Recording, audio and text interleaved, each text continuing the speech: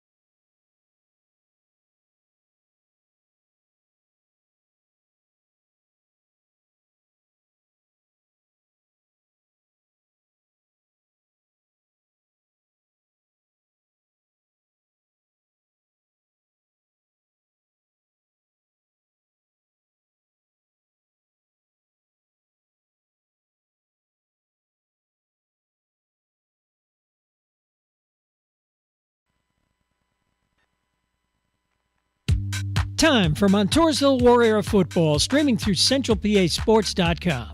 Just a moment, we'll join Nick Severini and Justin Hawkins for tonight's game against Lewisburg. This exclusive broadcast brought to you by Pudgy's of Montousville, Ellery Now Hardware, Sweet Dreams Pet Resort, Napa, Journey Bank, Pine Creek Seed Farm, Burgundy, Gleghorn and Hafley Insurance, Evergreen Wealth Management, Susquehanna Trailways, Donner Equipment, and Alexander Kia. Comments regarding this game, the express property of WQBR-FM. They may not be retransmitted or used in any way without express written permission from Maximum Impact Communications. Now, here's the voice of Montousville Warrior Sports, Nick Severini, through CentralPASports.com.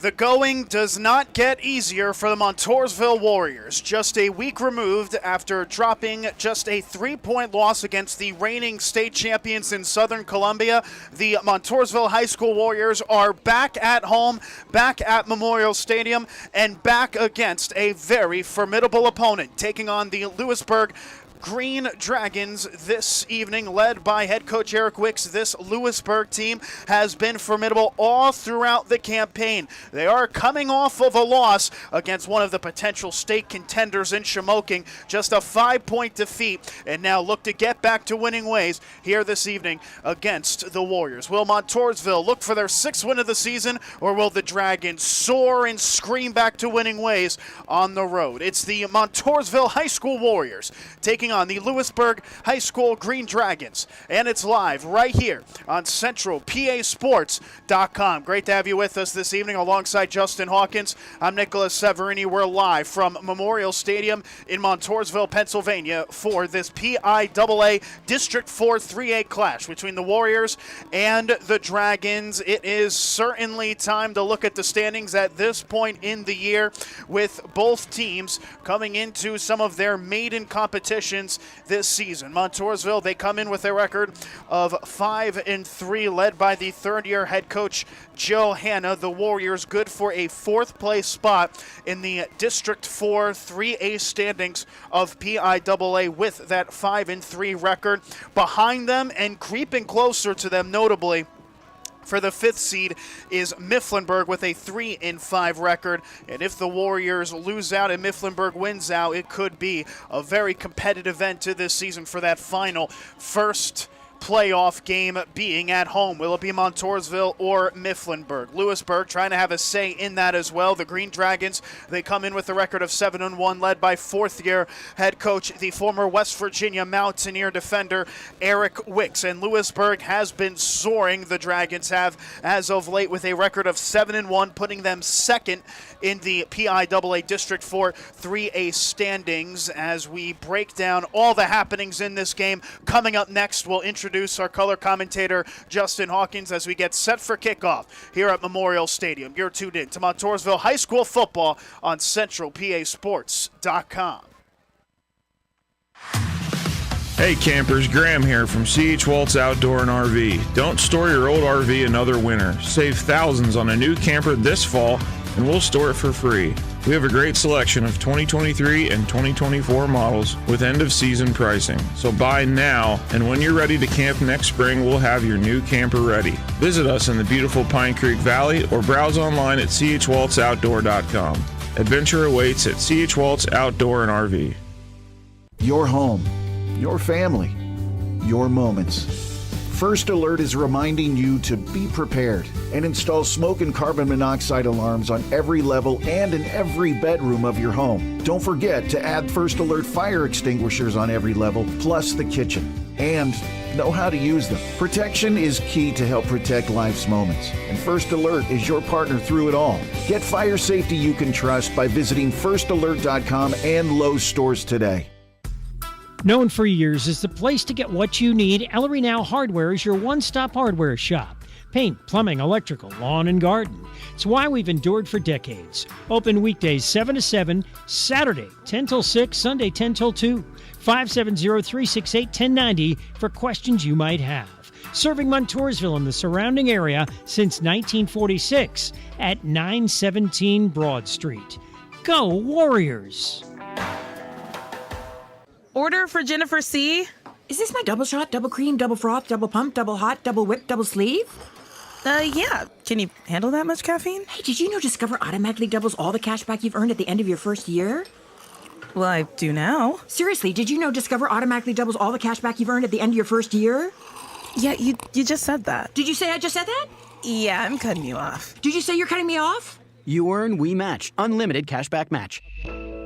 See terms at discover.com/creditcard. Wesley Financial Group is not a law firm. Are you a victim of the timeshare trap and think there's no way out? I'm Chuck McDowell, founder of Wesley Financial Group, the original timeshare cancellation expert. And I'm here to tell you that there is a way out. All you need to do is give my office a call. I will send you a timeshare exit information kit absolutely free, explaining how the timeshare industry works and your options for cancellation. Call Wesley now for your free info kit. 800-885-5588. 800-885-5588. Paid for by Wesley Financial Group.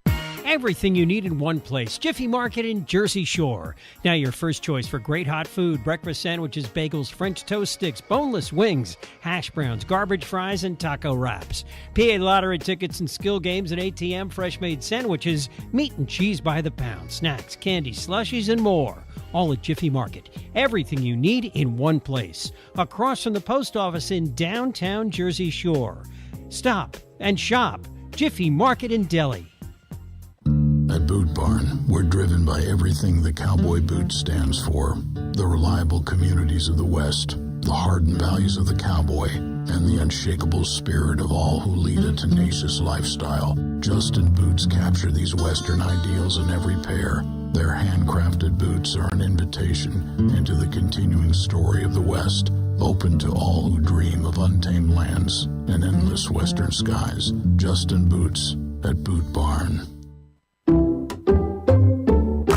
Some people just know they could save hundreds on car insurance by checking Allstate first. Like you know to check the propane tank on your grill first before hosting a tailgate.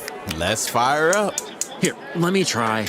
Seriously? You didn't check the propane? Who wants chips? Yeah, checking first is smart. So check Allstate first for a quote that could save you hundreds. Salt and vinegar? You're in good hands with Allstate.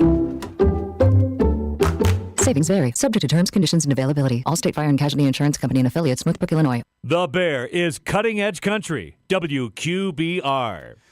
And welcome back into Montousville, Pennsylvania. The Montousville Marching Band currently on the gridiron. We're expected to see some shoulder pads and a football in about 25 minutes' time as well. I'm Nicholas Severini here for this contest. Joined alongside me is, of course, the enigmatic Justin Hawkins. And Justin, this is set to be a pretty fascinating one. You've got Montousville 5-3, Lewisburg at 7-1. What are your eyes on so far as we approach kickoff? I'm looking at just how close of a game on paper this should be. I mean, you're looking at a team in the Lewisburg Green Dragons. They're coming in. Yes, they're 7-1. They're coming off a loss to Shamokin, who is in the top 5 in Class 4A in the state. So that was a tough game, no doubt, for Lewisburg last week. But you have them in a competitive game there. You have Montousville, who every week is building more and more. And we saw them take Southern Columbia last week to the limit in a 3-point loss, which I don't think a lot of people expected that game to be a 3-point game either. And then you look at these teams right now, both averaging just 30 points a game. I mean, this could be back and forth all night. It could be Montousville getting up early and Lewisburg coming back. It could be Lewisburg getting up early and Montousville coming back.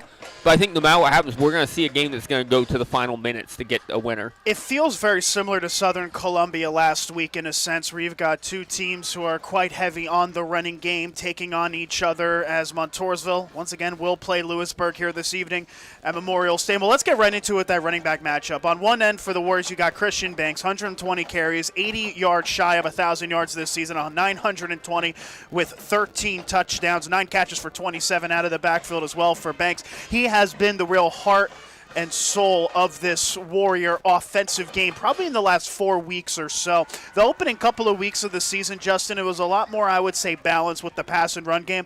But since then, the Warriors have really relied on the backfield tangent of Banks, along with, of course, sophomore tailback Hayden Harvey. But Banks getting a lot of the plaudits, very well-deserved plaudits as well. Absolutely, Nick. I mean, you look at the Warriors have gone more to the running game, and we've seen how electric Christian Banks can be. But that's also allowed them to take some of the pressure off Jimmy Mussina at quarterback, and that's why we're seeing a lot of these big 60, 70-yard passes that Mussina has been able to complete. A few of those getting called back due to penalties in the last couple weeks. This is something that I've referenced a few times on the broadcast. But being able to put all the pressure on Banks and him living with that pressure, and then even you mentioned Hayden Harvey as that change of pace back where he's more of the north-south runner. He has the ability to cut it outside as well like Banks. But you're giving so many different looks now. That's not something Montousville was able to feature early in the year, and that's where a lot of the improvement on the offensive side of the ball has been coming from. And on the other side of the ring in this opening call for Lewisburg, you've got the tailback Jeremiah Davis, and he has been electric throughout his Lewisburg career, and that's continued here this season. Davis, the senior tailback, 146 carries this season, 26 more notably than Christian Banks. He's got a lot more yards as well, 1,167 with 7 touchdowns. Notably struggled the last time he took on Montousville and did struggle for his expectations and standards last week. 23 rushes, 78 yards versus Shamokin. It was his first time this season not rushing for 100 yards or more or not scoring, but you would imagine that this could be his get-back game this evening.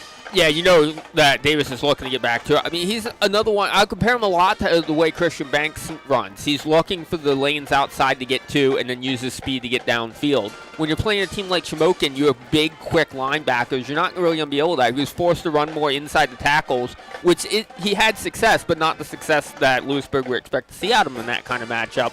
With Montousville, slightly smaller than what Lewisburg saw last week, slightly slower on the defensive side of the ball, with maybe the exception of Christian Banks. So Davis will be able to utilize the edges of the field to try to find those lanes to get downfield, and that's something Montousville has to be ready for. Last week it was a lot of stacking the box against Southern Columbia. This week it's going to have to be a lot more spread out, and you're relying more on your corners and your safeties to come up and make stops as well. Well, that is the tale of the tape between Christian Banks and Jeremiah Davis, two absolute stars at their craft, doing the best that they can, and they have delivered so much success for both of their respective schools. When we return, we'll talk about how both of these schools got here to their 5-3 and 7-1 record respectively as we approach kickoff here at Memorial Stadium. You're tuned in to Montousville High School football on the Bear Country Sports Network. Your destination for Kubota is Daugherty Equipment, just south of Mill Hall on Route 64. Soon the cool down will begin and fall chores will be the order of the day.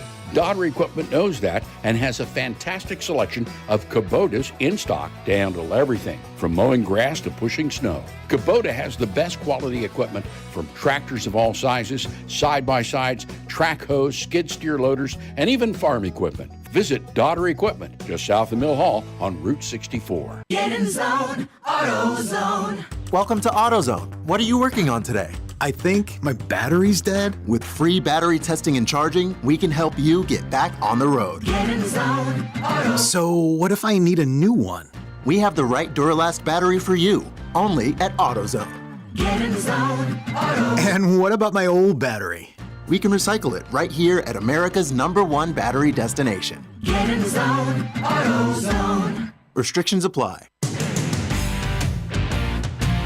Football season is heating up, and Prize Picks is the best place to get real money sports action while watching football. With over 10 million members and billions of dollars in awarded winnings, Prize Picks has made daily fantasy sports accessible to all. The app is really simple to use. Pick 2 or more players across any sport, pick more or less than their projection, and you could win up to 100 times your money. Prize Picks even invented the Flex Play, so you can still cash out if one of your picks doesn't hit. Download the Prize Picks app today and use code PRIMETIME and get $50 credit instantly when you play $5. That's code PRIMETIME on Prize Picks to get $50 credit instantly when you play $5. You don't even need to win to receive the $50 bonus. It's guaranteed. Prize Picks, run your game. Must be present in certain states where it is lawful to wager. Visit prizepicks.com for restrictions and details.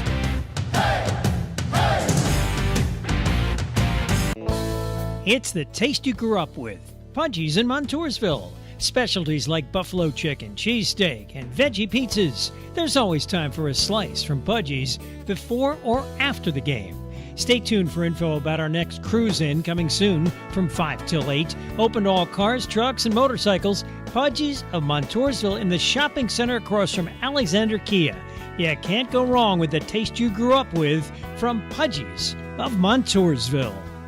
Shop the Sherwin-Williams Fall Sale and get 30% off paints and stains from October 11th through the 21st. With prices starting at $34.29, it's the perfect time to transform your space with color. Whether you're looking to revamp your bedroom, living room, or home office, we have you covered with bold hues, soothing neutrals, and everything in between. Shop the sale online or visit your neighborhood Sherwin-Williams store. Retail sales only. Some exclusions apply. See store for details.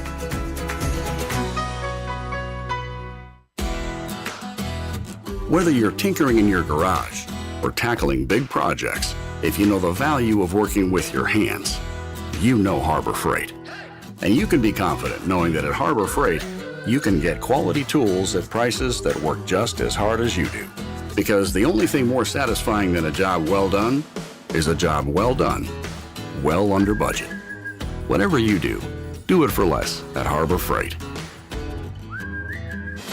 Did you know you can get your prescriptions for less at your local pharmacy?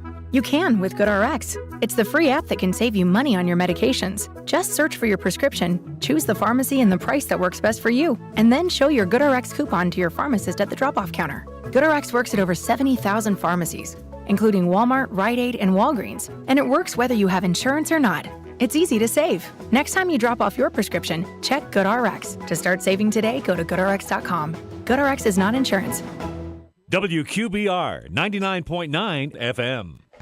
And we're back here, pregame coverage of Montousville High School football as they take on Lewisburg. Kickoff in about 15 minutes' time here on CentralPASports.com. One of many games that'll be on CentralPASports.com this evening, and goodness me, do we have some good ones. Well, probably not the best one to start. Central Mountain, this is our Central PA Sports Update. Central Mountain looking for their first win. It would have to be in some fashion as they take on one of the reigning state contenders in Troy. But a good one, Jersey Shore. They will take on Scranton Prep, the Cavaliers. That'll be at Jersey Shore. That's their final home game of this season. Buckdale also taking on Sheffield, with rounding it out, Bald Eagle facing off against Bellwood Antis, and Bellefonte against Huntington. Justin Hawkins, you're alongside me. You've got the rest of them. Yeah, around Lycoming County and District 4 in Class 3A. Warrior Run on the road tonight, taking on Central Columbia. Mount Carmel is at Milton. Mifflinburg is at Midwest. That's a game we'll definitely be keeping an eye on with playoff seedings in line. I think we all kind of know which way that's probably going to go tonight, but we'll keep an eye on it anyway. They play the games for a reason, Justin. Danville is at Shikellamy. Shamokin is just across the river, or across the creek from us, across the Green Bridge at Loyalsock tonight. So a tough test for the Lancers ahead of the Bridge game next week. Athens is at Muncie. Lewisburg here at Montousville, as we know. South Williamsport is at Montgomery. Hughesville at Wyalusing. Williamsport at Hollidaysburg. And we'll have more pregame coverage next. You're tuned into Montousville football on CentralPASports.com. We hope you're enjoying our presentation of Montousville Warrior football through CentralPASports.com. We want to do more, but that's entirely dependent on your financial support. We appreciate those who have signed on already, but we need more businesses to be part of these broadcasts. Call 570-769-2327 to get involved. 570-769-2327. Get involved today. Sweet chocolate reward. Sweet chocolate reward. This is not just the sound of someone picking up a sweet treat at Walgreens. This is the sound of someone picking up a sweet treat right after receiving all their vaccines in one trip. This is the sound of treating yourself, because you protected yourself. Stop by or schedule both your flu and COVID-19 vaccines today and grab yourself a sweet treat while you're at it. Vaccine subject to availability. State, age, and health-related restrictions may apply. Now is the time to reserve space for your pup at Sweet Dreams Pet Resort on Sunrise Lane in Mill Hall for this fall and winter. Individual indoor suites for your best friend featuring raised dog beds, grooming on site, air conditioning, radiant heat, and outdoor playground. Take advantage of weekday doggy daycare 570-377-0340. Fully licensed and insured, fully staffed on-site security at all times. Online at SweetDreamsPetResort.com. Find us on Facebook, Sweet Dreams, where we treat your dog like family. Okay, everyone, what did you think of the chocolate bar? It's too chewy. Feels kind of chalky. Too much nougat. I need to go brush my teeth. Business is booming for Steph's small marketing research firm. After all these focus groups, there's only one conclusion. I need more researchers. And she's way too busy researching. Does this have peanuts? To waste time researching resumes. I need Indeed. Indeed you do. Put our matching platform to work so you can spend less time searching and more time connecting with talented candidates. Visit Indeed.com/credit and get $75 towards your first sponsored job. Terms and conditions apply. Starting September 2nd, Blaze Alexander Kia will begin an extensive remodel. This is a major project. We will be losing a great deal of lot space as the project will be fenced in. Kia has given us extra incentives to help us move inventory. This is not a sales pitch. I have over 180 new and pre-owned vehicles in stock, and I'll only have display space for approximately 60 vehicles. Let our problem be your solution. The improvements will make it all worthwhile. Alexander Kia, 933 Broad Street, Montousville, taking the deals the other guys definitely don't want. Football season is here. Do you have your picks in on Sleeper? Just pick more or less on at least 2 player stats, and you could win up to 100 times your money. For new users, Sleeper will even match your first deposit with up to $100 credit to your account. Just download the Sleeper app today and use code MONDAY for a credit up to $100 match on your first deposit. That's code MONDAY. Must be 18 years in most states and in state where it is legal. Promo code and other restrictions apply. Visit sleeper.com. Please wager responsibly. Gambling problem? Call 1-800-426-2537 for help. Sponsored by Sleeper, a Blitz product. Tommy! I can't wait for golf this weekend, huh, buddy? Time flies. Love you, man. Oh, don't forget your knee brace again. We aren't in college anymore. Moments together matter, so help protect yourself from RSV. If you're 75 or older or 60 plus with a chronic condition like asthma, COPD, heart disease, or severe diabetes, you're at higher risk of landing in the hospital from RSV, and there are no prescription RSV treatments. Check eligibility and schedule your RSV vaccine at vaxassist.com. Sponsored by Pfizer. Hey, I'm Mandy Woodruff Santos. I'm a financial journalist, podcast producer, and most importantly, wife and mother. With my insanely busy schedule, I don't have time to feel sluggish. And feeling sluggish could actually be a sign that your digestive system isn't at its best. That's where Metamucil comes in. Metamucil psyllium fiber helps keep your digestive system moving. So pick up some Metamucil today and keep yourself moving. These statements have not been evaluated by the Food and Drug Administration. This product is not intended to diagnose, treat, cure, or prevent any disease. It's Bear Country 99.9 FM. We approach kickoff. The band, the cheerleaders, even some of the youth football players from Montousville on the field ready to welcome in the Warriors alongside Justin Hawkins. I'm Nicholas Severini, set to bring you some excellent high school football action. Justin, I tell you what, one of the many excellent games in the region here this evening. We were just talking about prior to the national anthem, so many good contests at the moment. Yeah, I mean, those 2 big games in District 4, well, I'm kind of District 6 as well, crossing over. Williamsport Hollidaysburg, we talked the past couple weeks about how good Hollidaysburg's been as they played some of the other teams that we cover here on CentralPASports.com. But Williamsport fighting for the playoff lives right now in District 2 and having to go out to District 6, play on the road at Hollidaysburg, who's arguably one of the best teams in the state right now. And then just in District 4 as well, you look at South Williamsport, Montgomery. Montgomery still fighting for the playoff lives. South Williamsport not having the year they expected. That, honestly, I think the number 1 game this week in the county is honestly the game we're at with Montousville and Lewisburg. So those so balanced. But if you had to pick a game that we're not at to be the one, hey, keep an eye on, I think it's the Red Raiders and the Mounties tonight, no question. And, of course, for you non-football fans who might be tuning in because you're family on the team or whatever, there is still baseball going on as well. That's right, NLCS. turtleneck season in baseball. And actually, since the last time I looked, it just went end of the 4th inning. The Mets in a must-win situation now, up 10-2 on the Dodgers up in New York. And I don't think anyone expected the Mets to walk away with this game after they got just blown out last night. Certainly so. You got a doubleheader as well. Yankees taking on the Guardians at 8 o'clock following this one. Certainly one that both of us here up in the press box will be keeping an eye on. We're doing a football game. I think we're allowed to be biased. Hey, let's go Yankees tonight. Well, as a play-by-play man, I can never be impartial. But as a color man, I will definitely support you every step of the way. It's football season for us. It's baseball. There you go. The Crosscutters already won their championship, so now I can show my love to the New York Yankees. Justin Hawkins, of course, one of the all-do-it-all men for that Williamsport Crosscutters team that won the MLB Draft League Championship about a month ago. But back here on the gridiron, Montousville and Lewisburg, 2 teams with winning records, 2 teams coming off of losses, looking to get back to winning ways here at Memorial Stadium. When we come back, it will be kickoff between the Warriors and the Dragons, live on the Bear Country Sports Network. Time for Corn Maze Fun. The Pine Creek Seed Farm Corn Maze is now open weekends through November 3rd. This weekend it's the Renaissance Fest, and every Friday is Glow Night. Hear and watch Jersey Shore and Montousville football on the big screen. Enjoy Patrick Motto on stage Saturday afternoon and axe throwing all weekend. Sundays it's theme trivia. The bulk of your entry fee this week goes to a local nonprofit organization. Corn Maze Weekends, Pine Creek Seed Farm, 33 Seeds Lane, just off the Pine Creek exit, Route 220, Jersey Shore. Hey, hometown fans.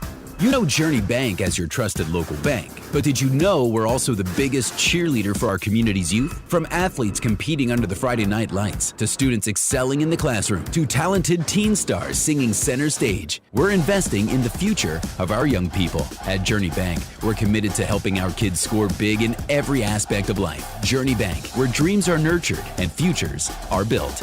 Journey Bank, proud supporter of our local youth. Want to score big with your financial future? At Evergreen Wealth Solutions, we're the MVPs of financial planning, helping you tackle your goals with a winning strategy. Call Todd Rischel, certified financial planner, and get in the game. Real people serving real people, we manage your assets as if they were our own.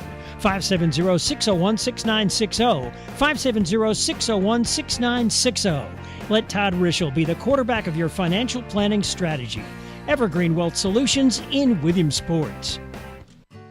It seems like the cost of everything is on the rise, but Erie Insurance can help make sure your auto insurance premium isn't one of them. Avoid rate increases with Erie Rate Lock. Even if you have a claim, your rates won't go up until you change your car, driver, or address. Your local Erie agent is Brigandy, Gleghorn, and Hafley. Get a quote today. Erie Rate Lock is not available in all states. Other conditions and limitations at erieinsurance.com. Go to erieinsurance.com for company licensure and product details. Starting September 2nd, Blaze Alexander Kia will begin an extensive remodel. This is a major project. We will be losing a great deal of lot space as the project will be fenced in. Kia has given us extra incentives to help us move inventory. This is not a sales pitch. I have over 180 new and pre-owned vehicles in stock, and I'll only have display space for approximately 60 vehicles. Let our problem be your solution. The improvements will make it all worthwhile. Alexander Kia, 933 Broad Street, Montousville, taking the deals the other guys definitely don't want. Did you know that Wendy's has any size soft drinks for just $1? Yeah, any size, anytime. Like $1 Coke, $1 Sprite, or even $1 strawberry Fanta. Okay, could we maybe switch up the sound effect, please? 'Cause I'm losing it. Wow, no, not that. Any size soft drink for just $1? Gotta be Wendy's. Limited time only. Price and participation may vary. A la carte only. Not valid in a combo. Exclusions apply. Did you know you can watch all your favorite crime shows for free on Pluto TV? Totally free? Totally free. They've got CSI New York, NCIS, Criminal Minds, Blue Bloods, Tracker, FBI, SWAT, all for free. There's something suspicious going on here. Nothing suspicious. Just hundreds of free crime shows. On Pluto TV, crime never pays, and neither do I. Pluto TV. Stream now, pay never. Grab your chance at the new scratch-off ticket, Witch's Brew Bucks, giving you a chance at 10 top prizes of $100,000. You must be at least 18 years old to play. The Pennsylvania Lottery again generated more than $1 billion last year for programs for older Pennsylvanians. Visit our Facebook page, Bear Country 99.9 FM WQBR, and get your chance to win Witch's Brew Bucks scratch-off tickets. Like the page, like the post, then sign up to win. From the Bear. It's Bear Country 99.9 FM. And both sets of captains, after both teams come out onto the field, now meeting at midfield for the cosplay of the coin toss that took place about 20 minutes prior as we get set for kickoff. A chance to look at the uniforms for this evening. Lewisburg, they will be in their white road uniforms with green pants, white tops, and green colored numbers on the front and back with green helmets and a white L on the side of their helmets, which of course befits the Lewisburg logo. Montousville, it is military jersey night, and they are donning jerseys that I'm sure are very cool to put on, very cool for the Instagram caption after the game. Not the best for broadcasters. They're going to go with dark blue pants with camouflaged, camoed uniforms uniforms with dark blue colored numbers on the front and back, and dark blue helmets with a yellow stripe over the middle. I will say it does make it a little bit easier to read now with the blackened sky in the backdrop and the floodlights shining down, but certainly an adventure for us here in the commentary booth as Lewisburg confirms won the coin toss, and they will elect to receive to start this fixture. Our head umpire today giving us the official designation as both special teams units will now go into their huddle, and we're about moments away from kickoff here at Memorial Stadium. Justin, your final thoughts as we approach this one? Let's play some football. I think we said all we need to say in pregame. We know it's two balanced teams. It's going to be a fun night here at Memorial Stadium. Let's get things going. So both teams out of their respective huddles. It'll be Lewisburg receiving. They will go from left to right to start this opening quarter. Montousville in their camouflaged uniforms. They will kick off from right to left. Gavin Hawley is the typical place kicker to send it away. Mateo Cardello, the junior return man, back deep to return, the junior. Also notably a member of the lacrosse and basketball team, the three-sport athlete. He will send this one away. Montousville still taking their time to break the huddle here. The officials started walking over like, hey, guys, we need to get this thing going. Always start the play clock on them. That'd get them going. Well, we were questioning the legality of the uniforms. I can imagine if they don't want to do anything extra to get in the ref's bad book here this evening. So Gavin Hawley, we can't confirm, will send it away. Back deep to return is Mateo Cardello, as mentioned. He looks to be stationed at about the 8-yard line. Only one back deep to return, notably. Hawley likes to go towards the pylons, both left and right. That might cause a bit of an issue for Mateo Cardello. He wouldn't want something to get in behind him.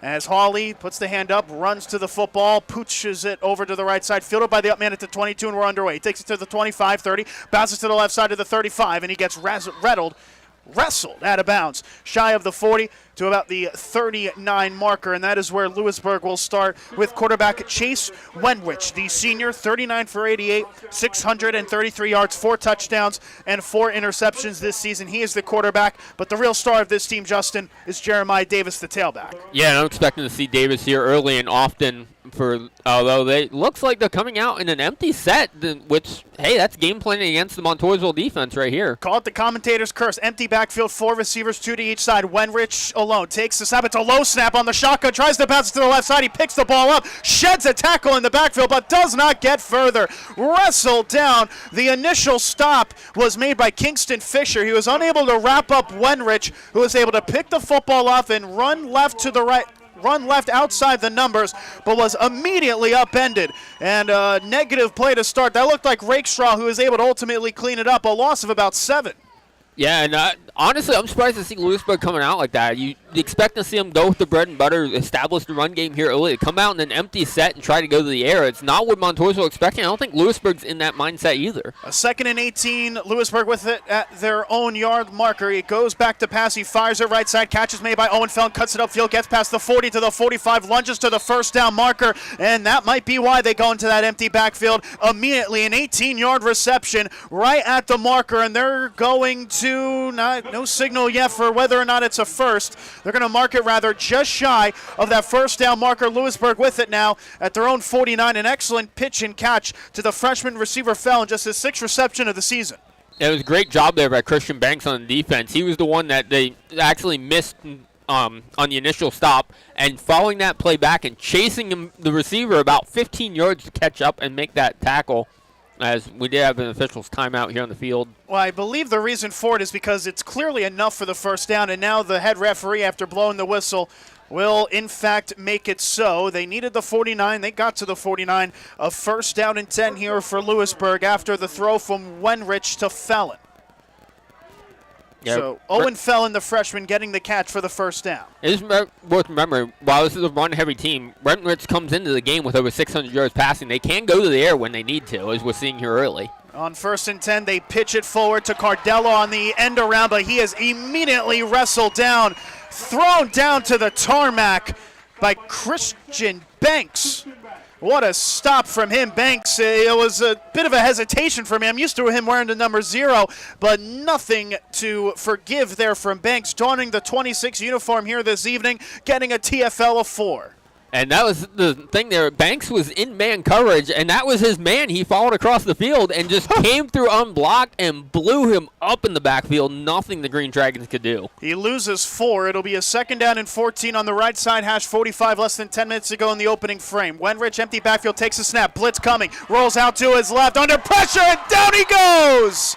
A massive loss there as the linebacker had closed into the A-gap. I believe it was Harvey, if memory serves. It is, in fact, Hayden Harvey who gets that massive loss.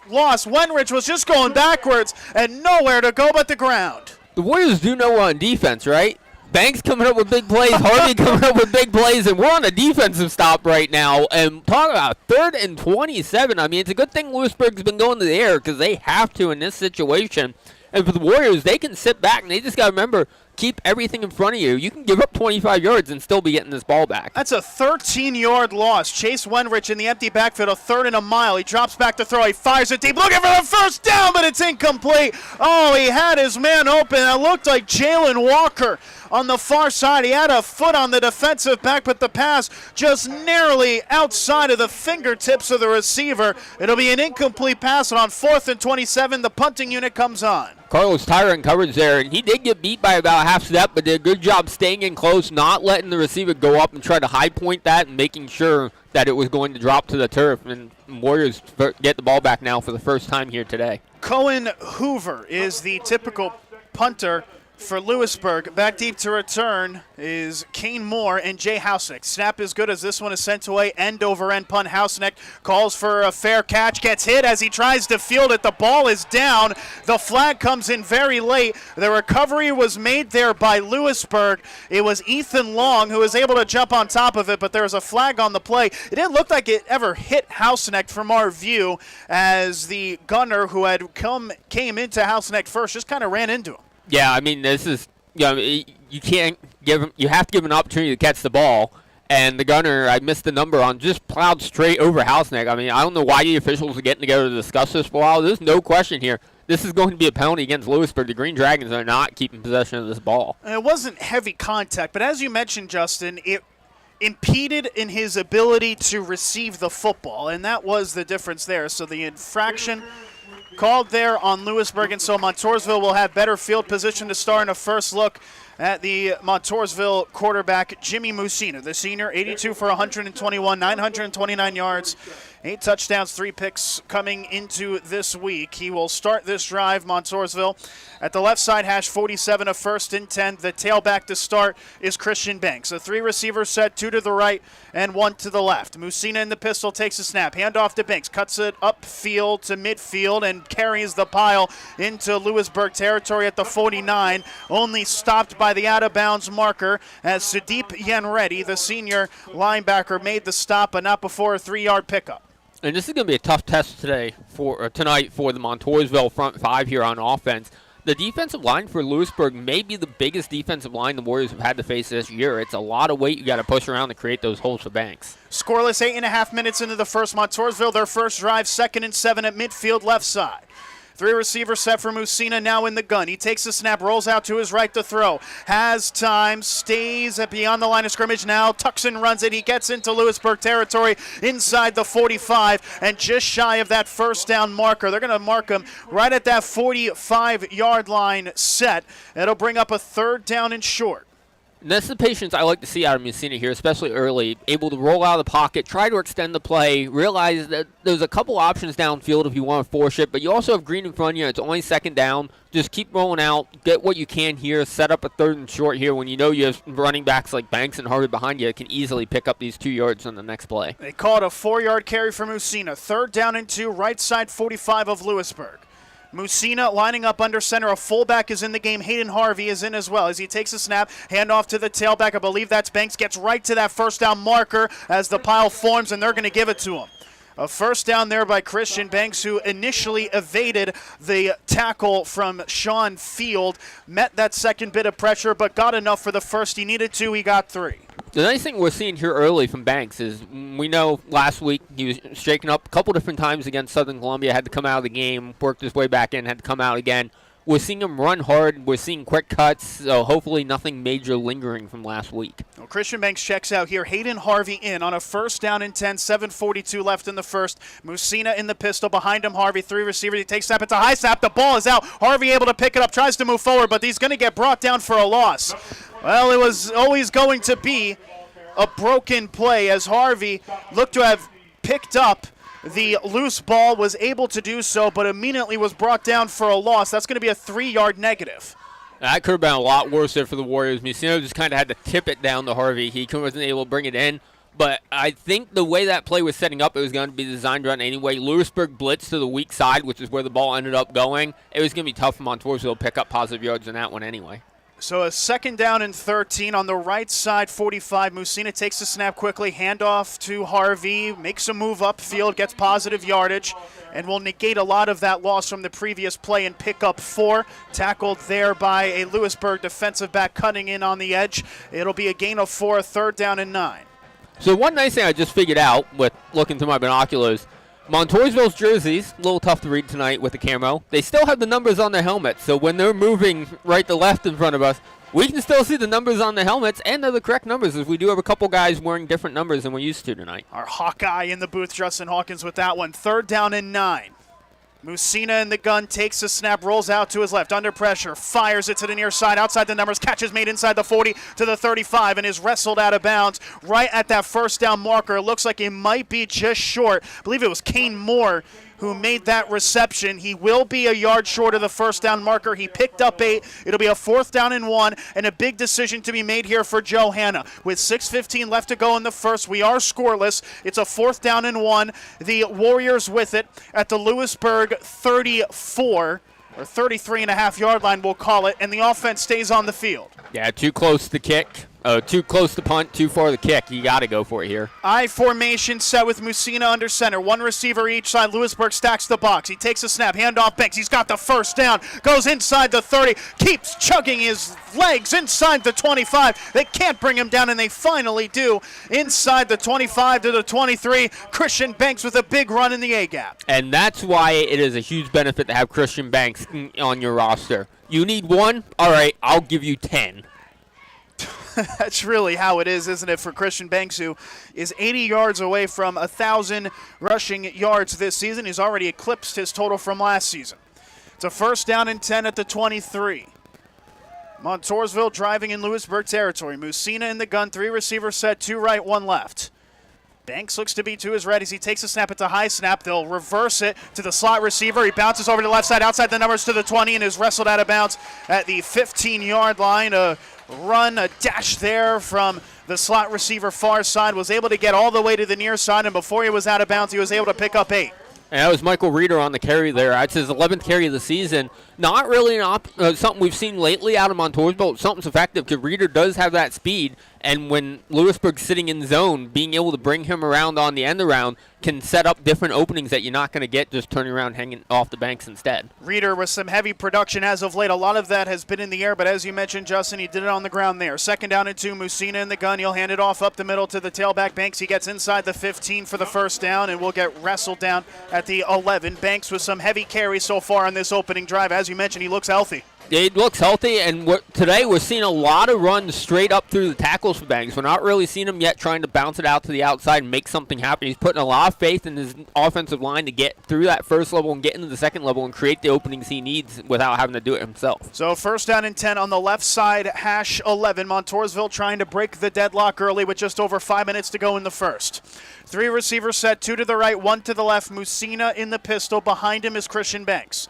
Now a motion man from right to left is Michael Reeder. 5 to snap. Musina gets it off, hands it off weak side to Banks, tries to cut at the outside, now reverses centrally, gets inside the 10, wrestles all the way himself to the 5, and that's just another very impressive run by Christian Banks, pushing the pile himself, and finally gets brought down at the 4. Another good chunk of yards from the junior tailback Banks. Yeah, I mean, Banks, at least on first contact, he was doing that himself. He didn't have the blockings up in front of him. But a great job there by the front five, recovering from missing a couple early blocks that Banks was able to fight through to get back downfield and prevent other Green Dragons from getting into the pile and bringing Banks down, giving them a chance to keep the legs going. A 7-yard carry to bring up a 2nd down and 3. Montousville with it at the Lewisburg 4 right side. 2 tailbacks in the backfield. Musina takes a snap, handoff, Banks tries to bounce to the outside, gets wrestled in the backfield, and down he goes. That's going to be enough for a gain of maybe 1, but that's all that Banks was able to do. There are some plaudits for what could be a potential face mask, and I believe a flag is down as well. We'll see if that's the case. Yeah, I mean, it was a very blatant face mask on that one. As Banks was put his hand in the turf to keep himself up, the defender reached over and grabbed on the face mask and yanked hard. That'll be a fresh set of downs, a 1st down and goal. That'll be inside the 3-yard line as Montousville looking to go up on top early against a Lewisburg team that has dominated prior to their last week loss against Shamokin. One thing of note for Lewisburg, they have played in a lot of close games this season. Line Mountain was a 3-point win. You had Hughesville, that was hanging around for a while. Loyal Sock was a 14-point win. They have been able to get multi-possession wins, but has allowed teams to hang around. They're under threat to trail here early on 1st and goal. Musina takes it himself on the sneak, and he's in. Touchdown, Montousville. Jimmy Musina with a rushing score as the senior quarterback punches it through, and the Warriors go up early 6-0 with 4:06 left in the first. Green Dragons defense on that one keyed heavily on Banks, which is what you want them doing in that situation. They kind of hesitated before crashing line to see which way Banks was going to go. By the time they reacted to Musina keeping it himself, he was already crossing the goal line for his 2nd touchdown of the season on the ground. His first rushing touchdown of the season, if memory serves, was in the first couple of weeks of the season. I think it was 2nd week of the season. Second week of the season, if it was, it would be still a very long while as the point after attempt by Hawley is true. And the Warriors go up on top 7-0 against Lewisburg to start this contest with 4:06 left to play. Justin, I tell you what, Montousville, they look up for it this evening. Yeah, I think we're seeing part of the adjustments from last week to this week. Something I was saying on the broadcast last week. Montousville didn't come out playing aggressive. They kind of sat back like, hey, let's hang around, let's keep it close, we'll try to be there at the end. Tonight they come out like a team that just wants to put 100 points up on the board if they're able to, which if they would have played with this mentality against Southern, I think we're looking at a different outcome last week, and I'm great seeing it here tonight against the team in Lewisburg that arguably is even better than Southern Columbia is this year, and to come out and just dominate on a drive the way Montousville did, I don't think a lot of people expected to see. Something that's also very familiar, Justin, just one pass attempt on Montousville's opening drive. That was a completion from Musina to Michael Reeder. Musina dropped back to pass twice. He did tuck and run it once and did dump it off to Reeder a 2nd time. So with 4:06 left, Lewisburg had just 1 first down on their opening drive before being forced to punt it away on a 4th and 20 plus. We'll now be back to try and do some damage here as Hawley will once again pooch it. This will take a bounce at the 25, another one to the 20, 15, 14, and out of bounds. A kickoff out of bounds, something that we haven't seen in the last week or so, but it does rear its ugly head here as Lewisburg will get good field position on their 2nd drive of this ballgame. And that's the risk you run with a kicker like Hawley. He's really good at keeping it down the edges and giving your gunners a chance to get down there and make an early stop. But if you miss in the slightest when you kick it off the tee, that's the result you're going to get. And it looks like Lewisburg will elect for the re-kick. Well, that's when you can tell that there is a dangerous return game for this Lewisburg team, as this one will get backed up. And now it'll be Gavin Hawley sending this one from his own 35-yard line. Yeah, and they did change now. Nick Coleman back to return for the Green Dragons, as they do rotate through about 4 or 5 different guys to return kicks. The 2 most notable returnmen for the Dragons this season are Nick Coleman and Jalen Walker. Coleman back to return this occasion, as Hawley will send it away, and a couple different changes for the up men.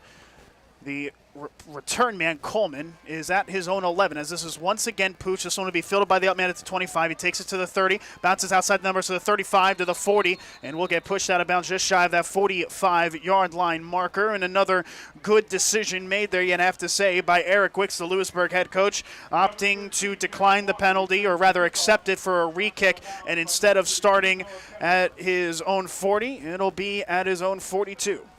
Yeah, I mean, when you have a kicker like Hawley that you know is going to squib it, that's not the worst thing. And it kind of lucked out there for Lewisburg, because the guy he squibbed it to that time was the big receiver threat as well. And Jalen Walker had the return on that. So if that's going to be one year up, guys, that's not worst case scenario for the Green Dragons. I formation, Wenrich will pitch it over to the right side for Davis. Gets by the initial edge rusher, bounces to the outside, gets outside the numbers to the 45 across midfield and runs forward and is tripped up at the first down marker in Montousville territory at the 48, and it looks as though initially he got enough for the first. That is Jeremiah Davis, the first time we have seen him this evening after not appearing on the opening offensive drive. He gets his first carry. It goes for 11, and it goes for the first. It was Christian Banks getting in the backfield, and he came really close to not necessarily making the stop, but at least disrupting the timing of that. That could have been big.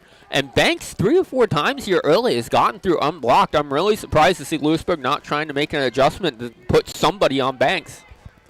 An I formation, a play fake. Wenrich rolls out to his right on the weak side, tucks in, runs it, gets to the 45, takes a sharp hit shy of that 40-yard line, and he'll get brought down at about the 42. That hit looked to have been applied by Kingston Fisher, as he was Wenrich able to pick up about 5 to set up a 2nd and 5. Noah Rakestraw had the edge sealed on there, and there's no other way to say it. He was blatantly held as the ball was coming around the edge. The officials missed that one, but that's what let the edge form there, was that holding call on Rakestraw. He could have easily had that for a stop right at the stick. I don't know why I couldn't think of the word stick there. Okay. I'll tell you what, there's been a lot of discussion on the right side of that offensive line. The right tackle is senior Andrew Smith for Lewisburg on a 2nd down, and 5. They'll pitch it to the left side for Davis. He tries to bounce outside the numbers. He's got the first down and more to the 30, to the 25, and will get pushed out of bounds right at the 25. It won't be the most favorable spot there for Davis, as they'll back him up a couple of yards to the 27, but we are seeing the open field speed of Jeremiah Davis at its very best. It's another first down for the Dragons, who are cooking early offensively now on this second drive of the game for them. Quinn Michaels, who's actually on the roster as the backup tailback, lined up at tight end that time for the Green Dragons. Did probably the best blocking I've seen so far out of Lewisburg, using Hayden Harvey as a pick and threw him into Christian Banks, taking both out of the equation. On 1st and 10, they'll hand off to the fullback, cuts it inside the 25, and was able to run forward as he dove down to about the 20. Well, everything cooking at the moment offensively for the Dragons. With that implementation of Jeremiah Davis in the backfield, it's just seemed to open up every single thing in terms of the ground game so far. And this is what I was saying during the first Lewisburg drive. I think they're overthinking a little bit going to the pass game. Rely on your bread and butter. And for the Green Dragons, it's your run game, and we're seeing the effect it can have here against Montousville. It was Quinn Michaels who got 7. 2nd down and 3. Wenrich under center. Takes the snap, a lot of movement as he hands it off to Davis. He tries to cut to the weak side. He lunges forward for the first down. He pushes the ball. The ball came out. It was intercepted by a Warrior player who took it upfield. The whistle had never blown as Davis looked to have carried the pile, and the Warriors get a turnover. That looked like it might have been Hayden Harvey, I believe. We'll get confirmation on it. Rather, it was Michael Reeder who got that fumble recovery. He just stole it away from Davis. What a play by Reeder. I mean, this is something that gets taught at even the Pop Warner level.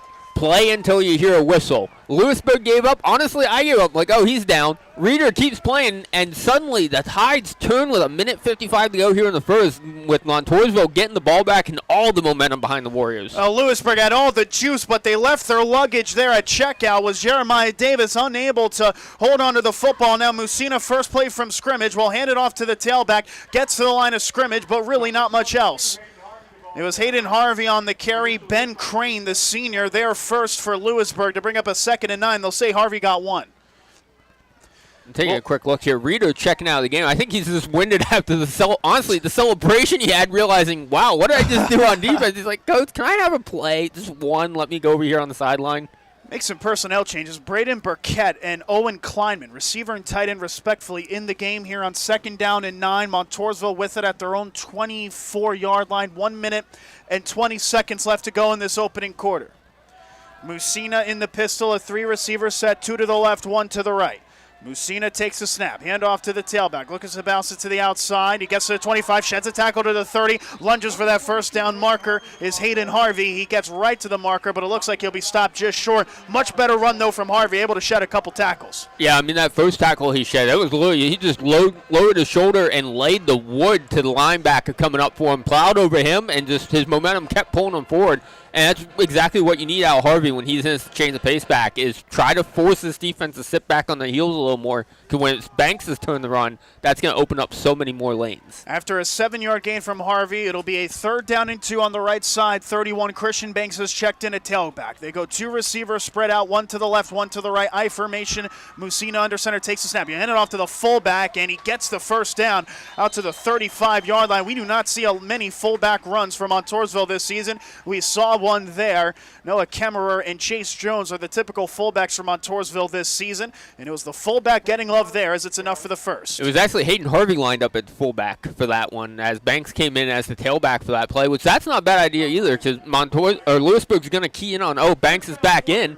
Still turn it over, hand it to Harvey. Nobody's going to be ready for that, and I think that's the big reason we saw the chains move right there. And that'll be the last play of the first quarter as well. An interesting one early on. Montousville up 7-0 against Lewisburg through the first quarter of play. You're tuned in to Montousville High School football on the Bear Country Sports Network.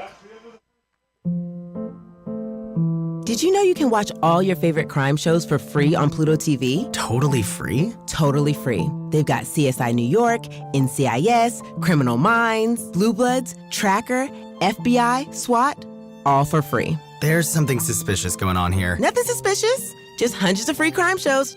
On Pluto TV, crime never pays, and neither do I. Pluto TV. Stream now, pay never.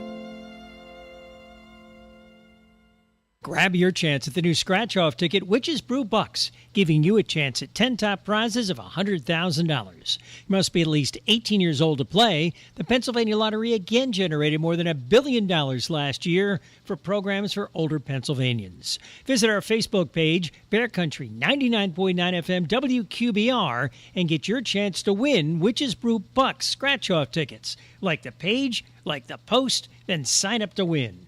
From the Bear. The Bear is Cutting Edge Country, WQBR.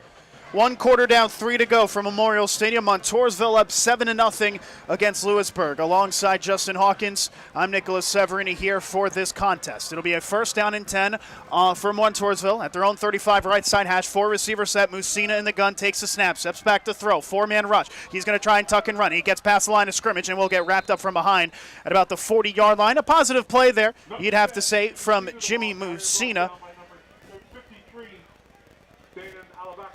As the tackle was made in the open lane at about the 40. It'll be a 2nd down and 5. Yeah, it was number 53. Do not have him on our roster. He's on our roster as a 20. So Dana Albacoff make the stop, and he's going to be a big threat coming up from that middle linebacker position. So it had me hesitating there. I was looking for the Albacoff, but we do have him there as he made the stop after 5 yards. Musina drops back to pass again. A screen pass left side. They'll say he made the catch, gets past the line of scrimmage to the 45, lunges forward, and he's got enough for the 1st down.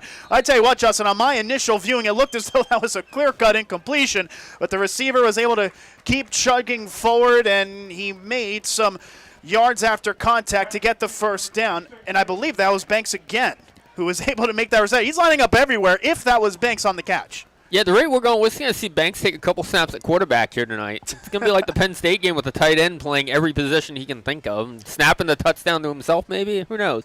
But yeah, that was very, very close to hitting the turf, I'll put it that way. But a great job by Banks getting under it, realizing there's no whistle, and keep going with the play. So the Warriors up 7 with the ball. 1st and 10, left side 47. 3 receiver set, 2 right, 1 left. Musina takes snaps, steps back to throw again. He fires right side, catches me right at the 1st down marker. Crawford moves upfield inside the 45, and by the time he's wrapped up at the 41, he's got enough for the 1st. Crawford, his 1st reception of the game. It's good to move the chains. And now we're starting to see the effect of the running game from Hayden Harvey and Christian Banks, forcing the box to start being stacked. That's opening up the passing lanes for Musina now, and that means Montousville can just sit here and keep throwing it over over Lewisburg's head. So 10.5 minutes to play in the 1st half. Montousville 7, and it is Lewisburg nothing. 1st and 10 for the Warriors. He takes the snap. Musina hands it off weak side to Banks, cuts outside the numbers to the 35, gets the 1st down to the 30, and is finally pushed out of bounds. Lost the football there late, but it was out of bounds at about the 27-yard line. Another decisive run by Banks, and I tell you what,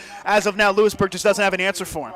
No, they really don't, and because Musina's coming out and passing, they sat back in a cover 2 zone on that one, which just left a massive lane to the near side for Banks to run through, and each defender was getting it one by one, just piecemeal, and it's going to take more than one guy to bring down Banks when he's running with a head of steam.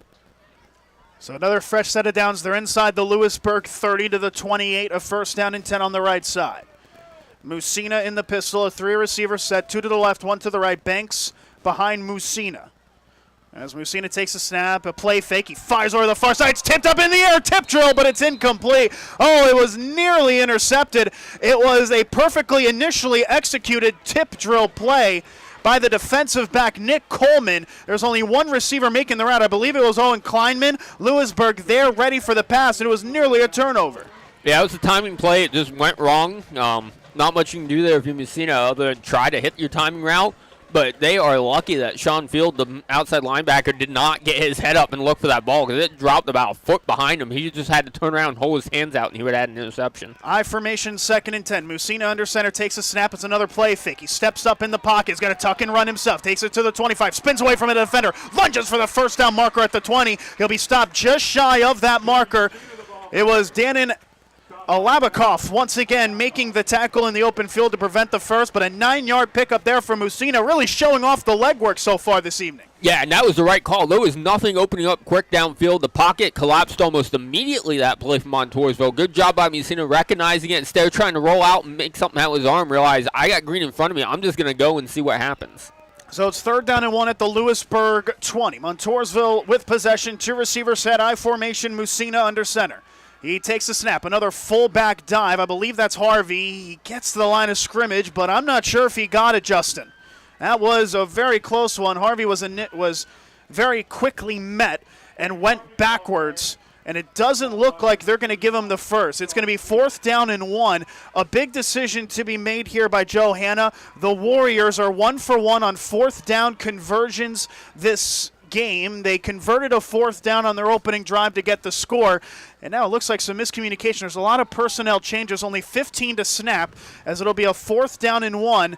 The Warriors will operate, and they're going to go for a field goal. This is going to be a 36-yard field goal for the kicker, Gavin Hawley. This is a massive call. They get the play off the snap, the hold, the kick on the way. It's got the distance, and it's good. Oh, that is a stellar kick there from Gavin Hawley. That is his season high on the year as Hawley split the uprights, and the Warriors go up 2 possessions. That's talk about trusting your kicker. That was Joe Hanna making the move. There were some surprises you could hear from the Montousville bench, but they were quickly silenced as Hawley split the uprights. Good on Montousville for going at it. You're kind of in that no man's land again. Like, if you don't get this, you're going to turn it over, give the momentum you just took from Lewisburg back. Try to get the points. We know, especially on his home field where he's used to kicking, that Hawley can make these kicks no problem. But to put the pressure on him with him lining up with 6 seconds on the play clock, to trust to having your long snapper, your holder, and your kicker to let them try to get that off and not burn a timeout, I can't believe Montousville had the chance to get that one off. And good on Hawley for knocking that through. I mean, he had just enough leg to get it there, but that was all he needed. Well, you want to talk about a gutsy call to make in that position, to go to your kicker. The amount of trust you need to place in Gavin Hawley to make that sort of kick, and give him credit, that one was true.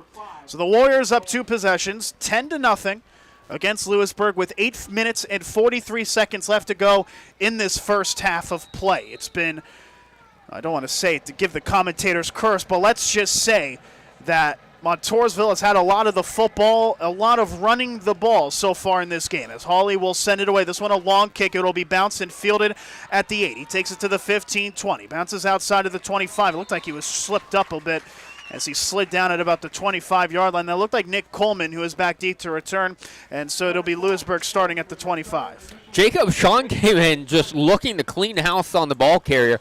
But with the ball carrier falling down, basically, he ended up taking out 2 of his own guys on that play. I mean, good on you, but let's try to hit the guys in white next time. Everyone's slipping and falling there, as it'll be a 1st down and 10. Chase Wenrich, the quarterback, back in the game. They'll go trips over to the left side. Tailback to his left, I believe, is Davis. As Wenrich, well, now we'll get a timeout here by Joe Hanna. A very late substitution was made. That's Nico DeSanto, who had ran onto the field. And Montousville maybe with one less player on the opening drive, prompting Joe Hanna to take his first time out of the game with 8:37 left to go in this first half. Montousville 10, Lewisburg nothing. Yeah, Montousville did get stuck there with 10 men on the field. Good job by Joe Hanna recognizing that, taking the timeout. And now the fact that they let Hawley make that kick play clock was running out is huge because Montousville now would be down to just one timeout with 8.5 minutes to go in the half. Well, I tell you what, Justin, I heard you. Sorry to apologize to interrupt, but I heard you. You were doing the timeout signal. There was only about 2 to snap when the play went off for Montousville to get that field goal through. It was very close. Yeah. They were playing with fire a little bit. If you take the delay of game there, you're outside Hawley's range, and you're going for it on 4th down, and now it's 4th down and 7 at that point you're trying to get. Like, good on them for getting it and getting them play off, but that was a little too close for comfort, and that's something that Montousville has to watch because that could have an effect later in the game in that type of situation again. So now with 11 on both sides of the field, 1st and 10, Wenrich in the gun, takes the snap, pitches left to Jeremiah Davis. He goes back to the line of scrimmage, tries to reverse upfield, gets back within the numbers, and we'll get wrapped up at the 29-yard line. A long run to the left side, but only 3 yards forward for Davis. Brock Jones in on the stop there for Montousville. Oh, Noah Rakestraw, correction. That roster is 275s on it, and I read the wrong one. Noah Rakestraw making the stop. And something I'm seeing a lot of the Montousville defense that we're seeing more this week especially is when ball carriers are getting there, instead of just wrapping up the legs, they're going for the football. Motion man left to right as the snap is taken end around to Nick Coleman. He bounces outside the numbers. He has room to run to the 30, 35. Got the first down to the 40 and is pushed out of bounds at the 44-yard line. I tell you what, Jeremiah Davis, who was able to set that edge, moved right at the snap. It had to have been perfectly timed for Davis to not be called false start and also set the edge. Davis was able to do that as Nick Coleman is able to move the chains for the first. Yeah, I mean, Davis moved the second the ball moved an inch, and that's just good coaching, good game plan, good practice there. But Coleman, I mean, his speed might be comparable to Banks the way he got to the edge and just took off before Montousville could respond. 1st and 10 at the 41. Wenrich under center. Takes snap, handoff. Davis cuts upfield to the 45, and we'll get wrestled down at the 47. A pickup of about 6 as now it's the Dragons' turn to try and chew up a lot of this clock. Something I just want to point out is every play, we're seeing a lot of hard hits, a lot of hard tackles. Both teams helping guys up. That's great to see, especially for a team with Montousville. Last time these two teams met, Montousville was getting knocked out of the District 4 playoffs by Lewisburg last year after beating them in the regular season. So it's good to see no bad blood, just playing hard. 2nd down and 4. Wenrich under center I formation. He takes a snap. Handoff Davis. He reverses out to the weak left side. Cuts upfield to midfield. He's got the first down to the 45. And we'll get wrestled down at the 40. Another good run that is from Jeremiah Davis. I tell you what, he really has next level speed and instinct, doesn't he, the tailback? You watch him go and it's like a burst of lightning out of the backfield. And luckily for Montousville, they have their own burst of lightning in Banks, who came from behind the play to make the stop on that one. Because, I mean, there was still an open seam for him to keep going, and Banks was able to get there and dive for the ankles to make the stop. So 1st down and 10 in Montousville territory at the 39 after the first. Under center, Wenrich takes a snap, handoff to the fullback. That is Quinn Michaels, who gets positive yardage. And at this point, Lewisburg really doing whatever they want currently on the ground, as Michaels was able to pick up about 4 to set up a 2nd and 6. In a way, that was almost a broken play for Lewisburg. They had the handoff they wanted with the fullback taking up the middle, but the quarterback in Wenrich went to turn around and fake the handoff to Davis, and Davis is literally just standing there, hands on his hips, looking at the play. I'm like, you're not really going to confuse anybody if you're just standing there like that. But I thought at first it might be a penalty or something the way he was acting. Well, didn't need confusion for Michaels to pick up 4. 2nd down and 6 with just over 6 minutes to play in the first half. Wenrich in an empty backfield will take the snap. Quick throw to the left side. Catch made by Jalen Walker. Cuts outside towards the hashes to inside the 35 past the line of scrimmage and will be brought down shy of the first down marker at the 32. A 3-yard pickup for Jalen Walker, who's getting more and more involved in this contest. And that looked like a play with Walker on the sideline. They were hoping for one-on-one coverage. Montousville sitting back in the zone, which meant that Montousville had 3 defenders on this side of the field. Wasn't really going to be a route for Walker to get that ball downfield on. I'm kind of surprised Lewisburg didn't at least have one receiver over there to try to set up a pick in case Montousville came out in the zone defense. So now a 3rd down and 3. They go back to an I formation. Quinn Michaels, the fullback. Jeremiah Davis, the tailback. Wenrich under center. 1 receiver out. He takes a snap. Handoff to Davis. Gets met right at the line of scrimmage, and I don't think he got there. Well, Jeremiah Davis was able to lunge forward and pick up maybe a yard, but that will be 2 yards shy of the first down marker. It's going to be 4th and short, and a big decision to be made here from Eric Wicks. I don't think there's going to be much of a decision here, although they are shifting some personnel. I think you're down 10 here in the first half to Montousville. You're going to have to go for it because you're kind of in that no man's land again. You're a little too close to punt. You're definitely too far to attempt a field goal. Go for it here, see what you can do. For Montousville, just do what you did last time. The front four's got to get through, and they got to get through quick. They put 3 in the backfield, including Sean Field, who's the first back. The second back, Michaels. The third is Davis. He takes the snap, pitch out to Davis. He gets outside. He's got the first down, and he's loose. 20, 15, 10. Rakes a tackle at the 5, and he's pushed out of bounds just shy of the goal line at the 1. Well, when you see that type of personnel, you thought it would be something in the A-gap, but it was a pitch out to Davis. No one was there to set the edge, and I was stunned it wasn't a touchdown. He gets pushed out of bounds just shy of it, but the Green Dragons in goal-to-go territory. Yeah, Hayden Harvey did a great job coming up from behind that play and getting just enough to lead him out of bounds. But, yeah, like you, I was expecting something between the tackles. Really surprised to see it go out the edge like that, but great play call for Lewisburg because Montousville wasn't expecting it either. They go in the same formation. They hand off to Davis. He reaches for the end zone, and he got there. Touchdown, Lewisburg, and it is the first blood drawn for the visiting Green Dragons. It is a very familiar name for the visitors in Jeremiah Davis, his 8th rushing touchdown of the season, and the Dragons cut it to within 1 possession. It's 10-6 with the extra point pending. Not really surprised to see the same formation there because after that last run, you are forcing the Warriors to respect the outside edges as well, which means they're not going to be able to stack the box against Davis. Cohen Hoover is the kicker here for the extra point snap. Good kick on the way. It is good, and Hoover upended right as he kicked it. This is going to be most likely a roughing the kicker penalty. Hoover now 16 for 18 on extra points, and he earned that one. Yeah, it looks like they're going to accept the penalty on the kickoff, which is no real surprise there. It's going to be tough to get another short run to get the 2. You're only down 3 with the extra point. Just take the points and take it on the kickoff and try to pin Montousville deep now. Well, that drive lasted just over 4 minutes, and it ended in 7 for Lewisburg, who now trails 10-7 against Montousville. Once again, with 4 minutes and 35 seconds left to play here in the first half. And at this point, we should note that Montousville will start with the ball in the second half, with Lewisburg receiving the opening kickoff. It was the only drive that did not end in a score or a turnover, with Lewisburg getting 1 first down and eventually punting. Montousville, they have gotten points on both of their offensive possessions in this game. One, a touchdown.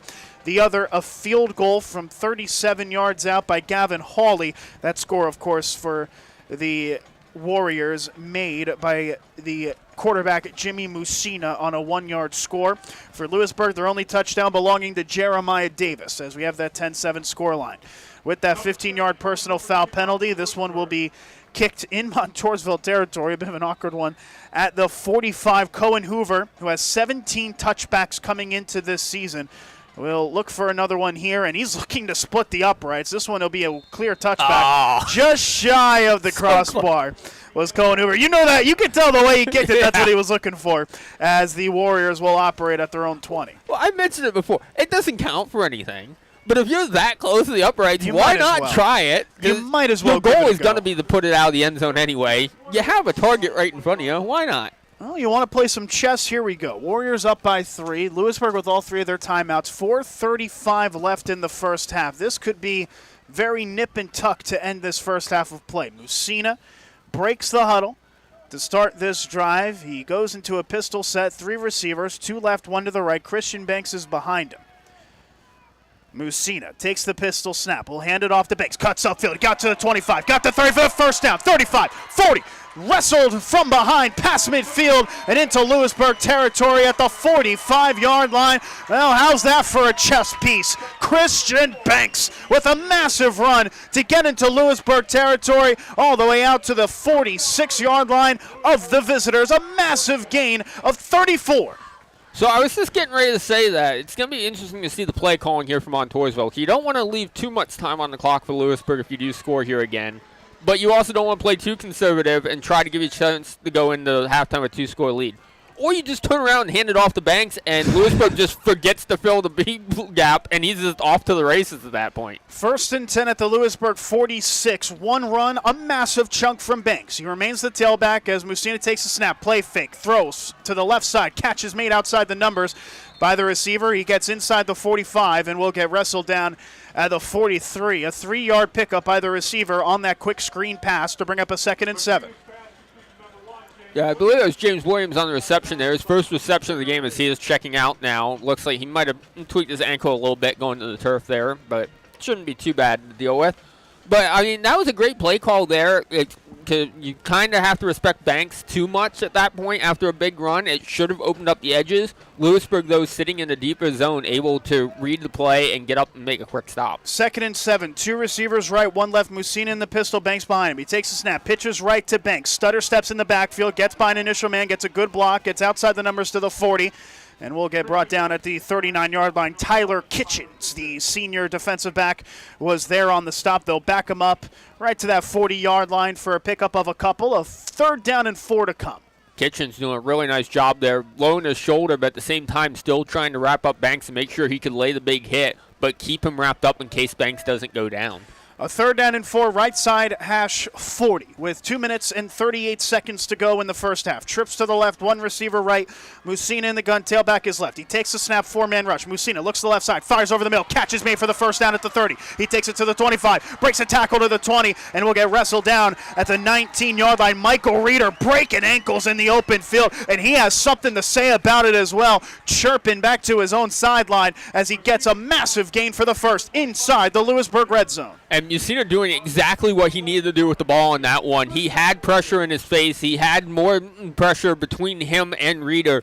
Able to float it enough to get it over the defenders, but not too much that Reeder's going to have to sit and wait on it and wait to get hit. So, excellent job there by Musina. That might be one of the best passes we've seen, a touch pass anyway, that we've seen out of him this season. 1st and 10, Musina at the 20 takes the snap. It's another reverse play out to that weak side. A good stutter step move to get by the line of scrimmage, and he'll finally get brought down at about the 17, but there's extracurriculars and a flag is down. It was Christian Banks lined up as a receiver who moved out to the right side. Xavier Carter was amongst the pair of Lewisburg defenders on the tackle along with Quinn Michaels, and something had happened late. It might have been a late hit. I'm guessing based on where it was, and that's what's going to be is a late hit on the receiver out of bounds, or on the ball carrier out of bounds. But that all was set up, honestly, by Michael Reeder coming back and making a great block on the backside that let Banks get to the edge and get down. So that personal foul penalty will bring up a goal-to-go territory, a 1st down and goal at the right side hash 9 with 1 minute and 54 seconds left to play in the first half. 4 receivers, 2 to each side. Musina in the gun, takes the snap. Quarterback, it's Banks in the Wildcat, took the direct snap, moved forward to about the 5. A flag had come in on the far side right as the snap was taken, as Banks was able to get 4, but a penalty marker is down. I think this is going to be a false start, and it is, or a legal procedure make that. And that's part of the problems with the Wildcat is because they left Musina out there. Musina was moving at the snap.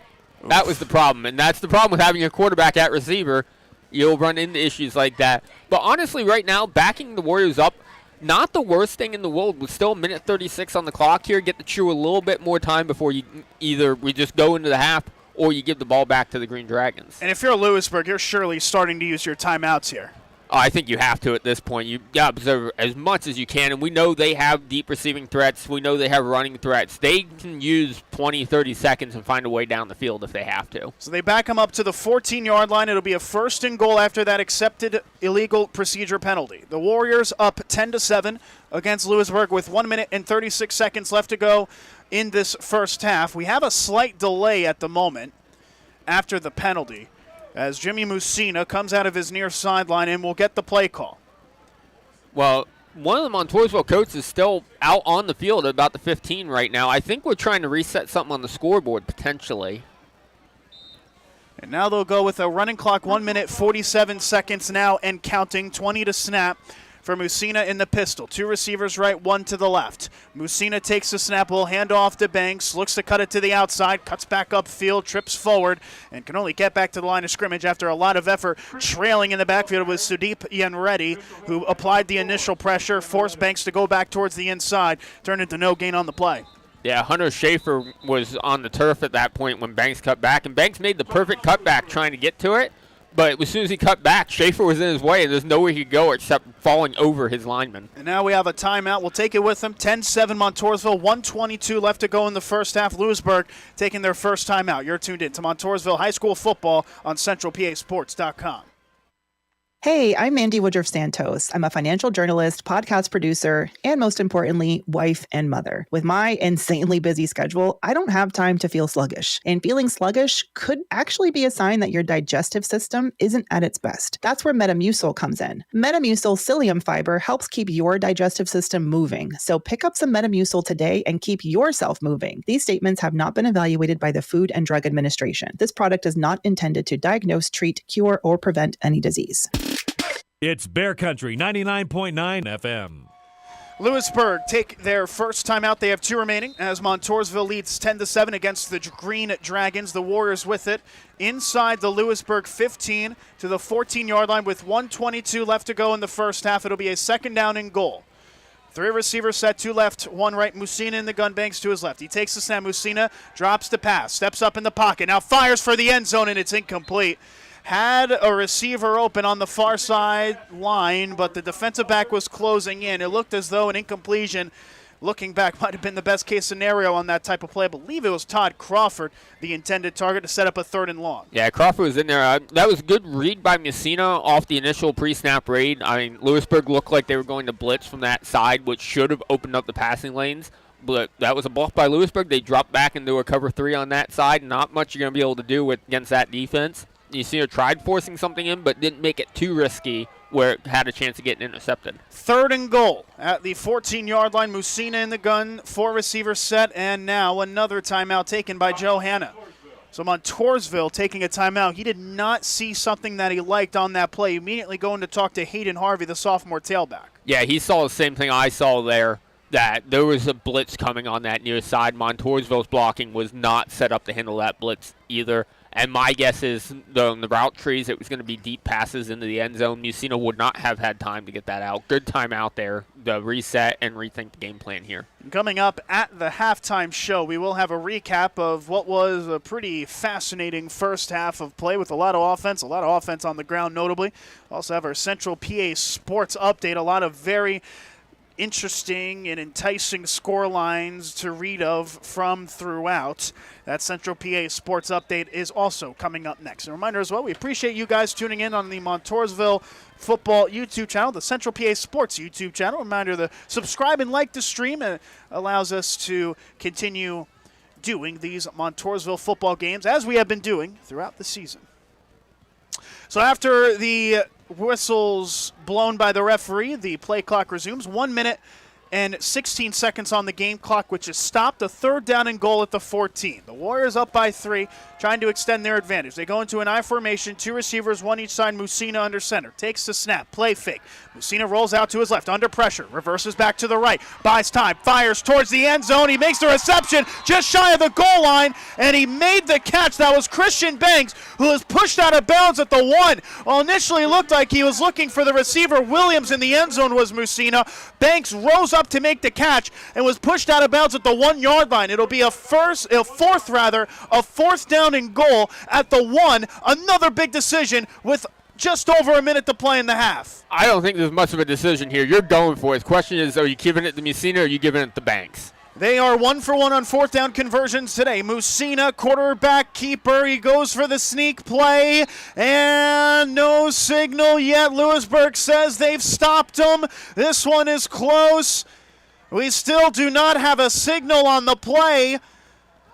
And it looks as though Lewisburg are saying that it is going the other way, that they stopped them. And that looks to be the call as well. Well, what a play there by the Lewisburg defense. Musina on the quarterback keeper. I will say on the initial viewing, it looked as though he got it. But the Green Dragons roaring right at the goal line. A massive stop for them. They keep it a 3-point game with 1 minute and 3 seconds to go in the half. Now the question is, how big of a test of the defense will be here? It's literally on the goal line right now. You know Montousville's going to send the house at this one, and Lewisburg probably going to look past here, knowing Montousville's going to send the house. That defensive front has to get through in a hurry as the entire Lewisburg offensive line is standing in their own end zone. They go into a shotgun formation, taking the snap. Wenrich fires over to the right side, and it's incomplete. The intended target, Owen Fellon, was making an out route really right at the goal line. It was right at the line of scrimmage. Fellon unable to make the reception to bring up a 2nd and 10. 1 minute left to go in the first half. Yeah, Fellon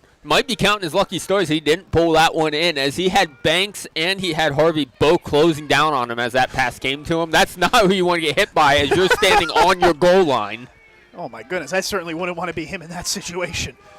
A lot of work to do. 2nd and 10. Chance of let's go defense by the Montousville faithful. It is a packed crowd. Barely a seat available on the home side. Shotgun set again for Wenrich. Motion man left to right is Coleman. Wenrich takes a snap. Fires to the right side. Catch is made by Coleman. Turns it upfield to the 5. He's got the first down more than 10. 15, 20. A flag is down. This is going to come back as he's upended at the 35. There was a blind side block that was applied on the far side. An excellent play by Nick Coleman, but it looks like this is coming back. Yeah, it was the tight end Owen Fellon for Lewisburg. Just full extension blindside block right in front of the official. We'll back that up, no problem. But a great play call there by Lewisburg to try to set that edge, make something happen. Because you know you have to run out shotgun if your entire offense is in your end zone. There's no real other play call to use there. And with that block occurring 10 yards down the field, but with it, of course, being a personal foul penalty, this is just going to back them up right back to the goal line, isn't it? Yeah, curious to see where they're actually going to spot this at. I think it might be half the distance to the goal. Well, it's the official standing on the goal line to spot it. And he just sign. moved it off the goal line because his initial spot put it in the end zone. Well, it went from 2 inches away from the goal line to 1. And a second down and 10. It might be close to 1. It might be 1 centimeter off that goal line right there. The official literally stuck his hand between the point of the football and the goal line to make sure he didn't set it inside the end zone. I remember Montousville, they had a safety against Wellsboro in the first game of the season. That was the pair of litany of amazing defensive plays by the Warriors in that opening week win. Now up 10-7 with now 50 seconds left to play in the first half. Lewisburg with it. 2nd down and 10 at their own centimeter yard line. And Lewisburg's going to take a timeout here. The quarterback's still on the sideline discussing stuff with the coaches. So no real question here. And not a bad time to take. At this point, the game clock doesn't mean much right now. Make sure you have a good play here. A bad snap, a hold in the end zone, because now you're even farther back with your offense in the end zone. There are too many ways that lead to 2 points right now for the Warriors. Make sure everybody knows what they're doing on this play. I tell you what, Justin, at this point, you have to feel like the motto, the way to go about this is just try to get out of the end zone. Just keep it at 10-7 going into the half. Now, they do have that breakout play capabilities with the speed of Nick Coleman and Jeremiah Davis. You would imagine this play is going to one of those two guys. I think you're either going to Davis, but again, I think you have to line up in shotgun. And it's got to be a quick pass to make sure there's no chance. Because I expect Montousville again to rush. I would say at least 6, if not more, on this with a 2nd and 10, and trust your secondary to not get burnt 99 and not .999 yards down the field at this point on this play. So you're going to send a lot of pressure. Get something out quick so you eliminate the chance of a hold at the line. Because you know Montousville's sending the pressure, and if you hold in the end zone, it's an automatic safety for the Warriors. So and there's 50 seconds left. So if you hold on this play in the end zone, Montousville's getting a punt to return. There's a lot that could go wrong here with a penalty in the end zone for Lewisburg. Both teams with 1 timeout remaining in the half. 50.5 seconds left to play in the half. Montousville 10, Lewisburg 7. Lewisburg at their own inch-yard line. They're going to switch to an I formation. Wenrich under center. 3 receiver set, 2 left, 1 right. Motion man left to right is Coleman. Wenrich takes the snap. Hands off to Davis. He bounces to the outside. He's under pressure. It's going to be a safety, surely. This is going to depend on the spot. There's no signal. It's not a safety. It's not a safety. Oh, my goodness. He got back to the line of scrimmage astonishingly. So Montousville takes a timeout here, which is not surprising.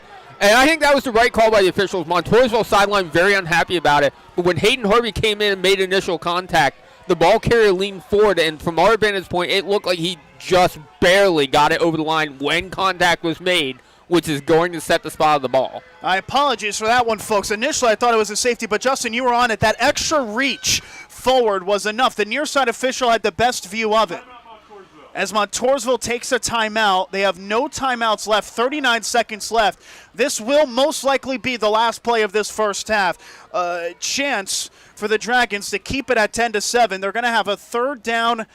I mean, Justin, the ball's at the goal line. It's just astonishing how close they are. You could not properly describe how close they are to a safety if you could.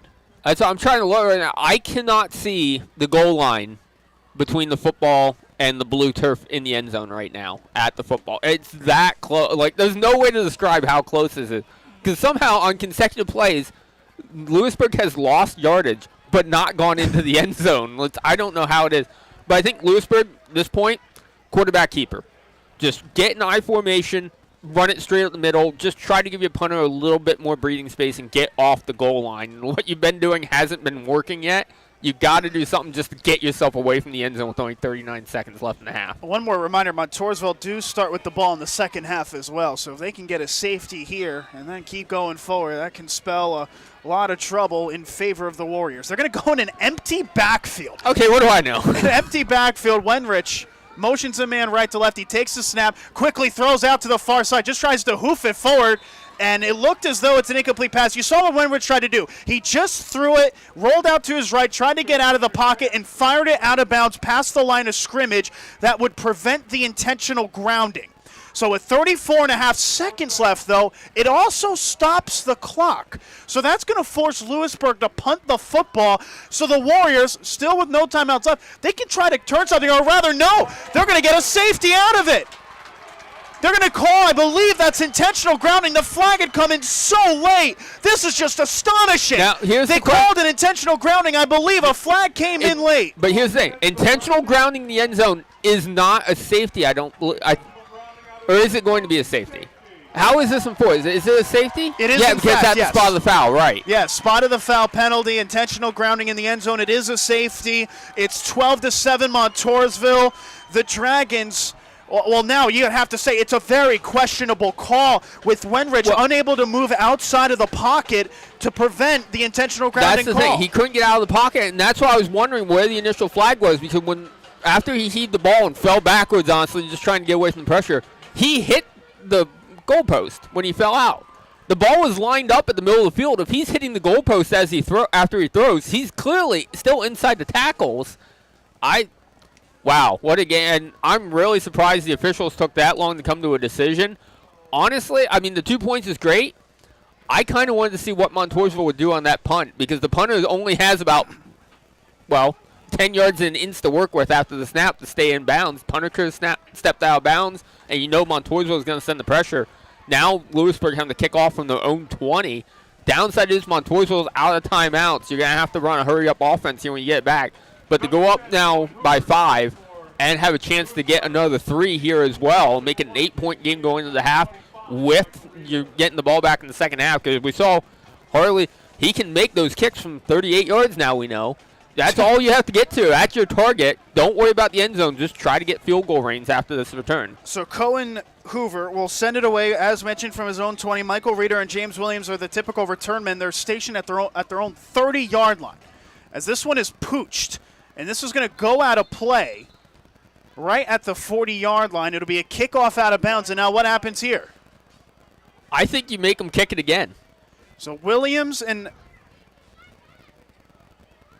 as mentioned, Williams and Reeder were the 2 return men. They just let it go out of play. It was clearly going out of bounds. Well, Montousville's asking now, where would the spot be if we take the kick? Should be noted, no time was taken off the clock either. It's still 35 seconds left in the half with no one from Montousville touching the football. Right, and because this is not a penalty, I'll just explain for those who maybe not familiar with all the intricate rules. The clock does not start until a Montousville Warrior touches the kickoff. And at that point, no Warrior had touched it, so no time ran on the clock. Well, judging by the personnel changes, it looks as though the Montousville offense is going to go on the field. Now, with that kickoff out-of-bounds penalty, Where are they going to put the football? It went out of bounds at the 42. They're going to put it at the Lewisburg 45. So they have 35 seconds to go 45 yards. And we're going to see now this quarterback play of Jimmy Musina now come into play. The Warriors have no timeouts. They lead 12-7 against the Dragons. A 4-receiver set, 2 to each side. Musina in the gun, Banks to his left. Now a motion man right to left is Braden Burkett. Musina takes a snap, rolls out to his left. Now at the late handoff to Banks. Lewisburg, though, was ready for it, and this is going to be a tackle for a loss. It was Hayes Schumacher for Lewisburg bringing him down. That's right at the line of scrimmage, and that clock is running. Yeah, Montousville not in a big hurry. Musina's like, do I clock it? What do you want me to do here? Well, at this point now, too much time's run off. I think Montousville just going to have to be satisfied to take it into the half. They're satisfied to be up 5 at the half. So as the clock will go down the 000s, Montousville, they're in a really good place. They are up 12-7 against Lewisburg at the halftime whistle. 2 scores, a field goal and a safety, and what was certainly a half to remember. And the second half will be coming back in about 25 minutes' time. We'll have halftime coverage coming up next year. Tune in to Montousville High School football on the Bear Country Sports Network. Hey campers, Graham here from C.H. Waltz Outdoor and RV. Don't store your old RV another winter. Save thousands on a new camper this fall, and we'll store it for free. We have a great selection of 2023 and 2024 models with end-of-season pricing. So buy now, and when you're ready to camp next spring, we'll have your new camper ready. Visit us in the beautiful Pine Creek Valley or browse online at chwaltzoutdoor.com. Adventure awaits at C.H. Waltz Outdoor and RV. Your home. Your family, your moments. First Alert is reminding you to be prepared and install smoke and carbon monoxide alarms on every level and in every bedroom of your home. Don't forget to add First Alert fire extinguishers on every level, plus the kitchen. And know how to use them. Protection is key to help protect life's moments, and First Alert is your partner through it all. Get fire safety you can trust by visiting firstalert.com and Lowe's stores today. Known for years as the place to get what you need, Ellery Now Hardware is your one-stop hardware shop. Paint, plumbing, electrical, lawn, and garden. It's why we've endured for decades. Open weekdays 7 to 7, Saturday 10 till 6, Sunday 10 till 2. 570-368-1090 for questions you might have. Serving Montoursville and the surrounding area since 1946 at 917 Broad Street. Go Warriors! Order for Jennifer C. Is this my double shot, double cream, double froth, double pump, double hot, double whip, double sleeve? Yeah. Can you handle that much caffeine? Hey, did you know Discover automatically doubles all the cash back you've earned at the end of your first year? Well, I do now. Seriously, did you know Discover automatically doubles all the cash back you've earned at the end of your first year? Yeah, you just said that. Did you say I just said that? Yeah, I'm cutting you off. Did you say you're cutting me off? You earn, we match. Unlimited cashback match. See terms at discover.com/creditcard. Wesley Financial Group is not a law firm. Are you a victim of the timeshare trap and think there's no way out? I'm Chuck McDowell, founder of Wesley Financial Group, the original timeshare cancellation expert. And I'm here to tell you that there is a way out. All you need to do is give my office a call. I will send you a timeshare exit information kit absolutely free, explaining how the timeshare industry works and your options for cancellation. Call Wesley now for your free info kit. 800-885-5588. 800-885-5588. Paid for by Wesley Financial Group. Everything you need in one place. Jiffy Market in Jersey Shore. Now your first choice for great hot food, breakfast sandwiches, bagels, French toast sticks, boneless wings, hash browns, garbage fries, and taco wraps. PA lottery tickets and skill games and ATM fresh-made sandwiches, meat and cheese by the pound, snacks, candy, slushies, and more. All at Jiffy Market. Everything you need in one place. Across from the post office in downtown Jersey Shore. Stop and shop. Jiffy Market in Delhi. At Boot Barn, we're driven by everything the cowboy boot stands for. The reliable communities of the West, the hardened values of the cowboy, and the unshakable spirit of all who lead a tenacious lifestyle. Justin Boots capture these Western ideals in every pair. Their handcrafted boots are an invitation into the continuing story of the West, open to all who dream of untamed lands and endless Western skies. Justin Boots at Boot Barn. Some people people just know they could save hundreds on car insurance by checking Allstate first. Like you know to check the propane tank on your grill first, before hosting a tailgate. Let's fire up. Here, let me try. Seriously? You didn't check the propane? Who wants chips? Yeah, checking first is smart. So check Allstate first for a quote that could save you hundreds. Salt and vinegar? You're in good hands with Allstate. Savings vary, subject to terms, conditions, and availability. Allstate Fire and Casualty Insurance Company and Affiliates, Northbrook, Illinois. The Bear is Cutting Edge Country, WQBR.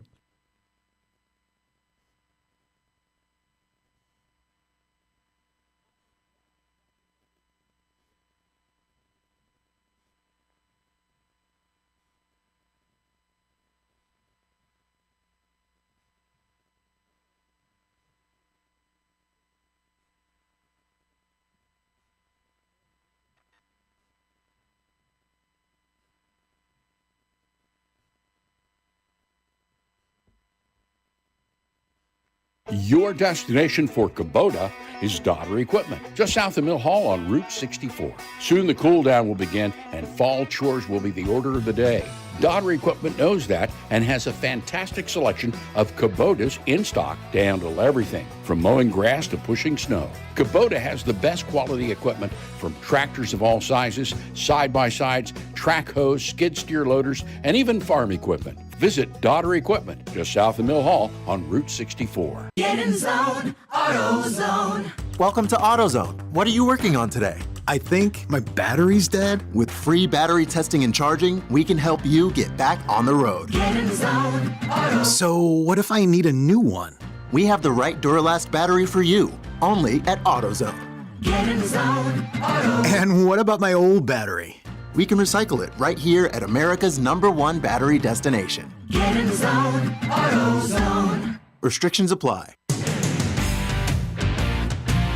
Football season is heating up, and Prize Picks is the best place to get real money sports action while watching football. With over 10 million members and billions of dollars in awarded winnings, Prize Picks has made daily fantasy sports accessible to all. The app is really simple to use. Pick 2 or more players across any sport, pick more or less than their projection, and you could win up to 100 times your money. Prize Picks even invented the Flex Play, so you can still cash out if one of your picks doesn't hit. Download the Prize Picks app today and use code PRIMETIME and get $50 credit instantly when you play $5. That's code PRIMETIME on Prize Picks to get $50 credit instantly when you play $5. You don't even need to win to receive the $50 bonus. It's guaranteed. Prize Picks, run your game. Must be present in certain states where it is lawful to wager. Visit prizepicks.com for restrictions and details.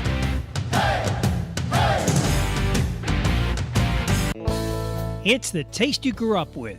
Pudgy's in Montousville. Specialties like buffalo chicken, cheesesteak, and veggie pizzas. There's always time for a slice from Pudgy's before or after the game. Stay tuned for info about our next cruise-in coming soon from 5 till 8. Open to all cars, trucks, and motorcycles. Pudgy's of Montousville in the shopping center across from Alexander Kia. You can't go wrong with the taste you grew up with from Pudgy's of Montousville. Shop the Sherwin-Williams Fall Sale and get 30% off paints and stains from October 11th through the 21st. With prices starting at $34.29, it's the perfect time to transform your space with color. Whether you're looking to revamp your bedroom, living room, or home office, we have you covered with bold hues, soothing neutrals, and everything in between. Shop the sale online or visit your neighborhood Sherwin-Williams store. Retail sales only. Some exclusions apply. See store for details.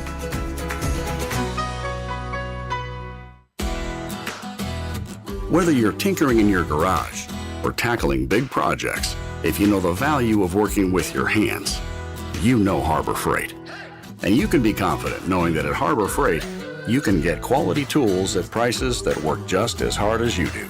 Because the only thing more satisfying than a job well done is a job well done, well under budget.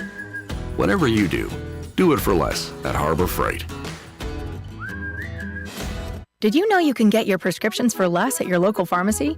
You can with GoodRx. It's the free app that can save you money on your medications. Just search for your prescription, choose the pharmacy and the price that works best for you, and then show your GoodRx coupon to your pharmacist at the drop-off counter. GoodRx works at over 70,000 pharmacies, including Walmart, Rite Aid, and Walgreens, and it works whether you have insurance or not. It's easy to save. Next time you drop off your prescription, check GoodRx. To start saving today, go to GoodRx.com. GoodRx is not insurance. WQBR 99.9 FM.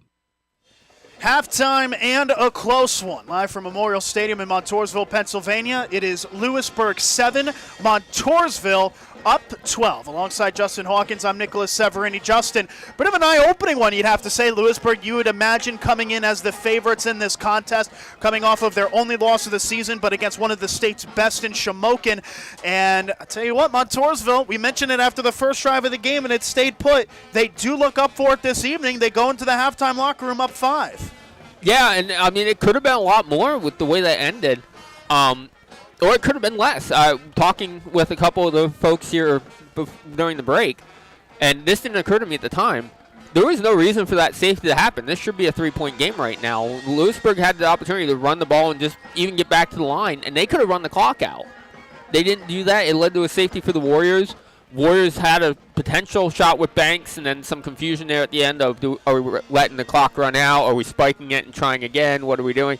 But, I mean, we knew it was going to be a close game. I don't think anyone really expected this lopsided, at least in the feeling, in favor of the Warriors. It's not really, the scoreboard doesn't say it, the stats don't air that out, but it feels like Montousville's been in control here all night long. Oh, they've dominated the time of possession. It really started from the opening drive. Lewisburg had one first down, but was forced to punt it away. Montousville would take it the length of the field, capped off by a Jimmy Musina 1-yard touchdown run to make it 7-0 Warriors. Lewisburg would drive the length of the field on the other end, but would lose the football. Jeremiah Davis with a fumble, recovered by Michael Reeder. The Warriors would respond by going the length of the field again and set up a 37-yard field goal attempt that Gavin Hawley split through to make it 10-0 Warriors. Lewisburg would respond, though, on the next drive. Jeremiah Davis capping off a drive, taking it for his 8th rushing touchdown of the season. The Warriors would go back, though, take it all the way to the 1-yard line, but on 4th and goal, Musina unable to punch it in,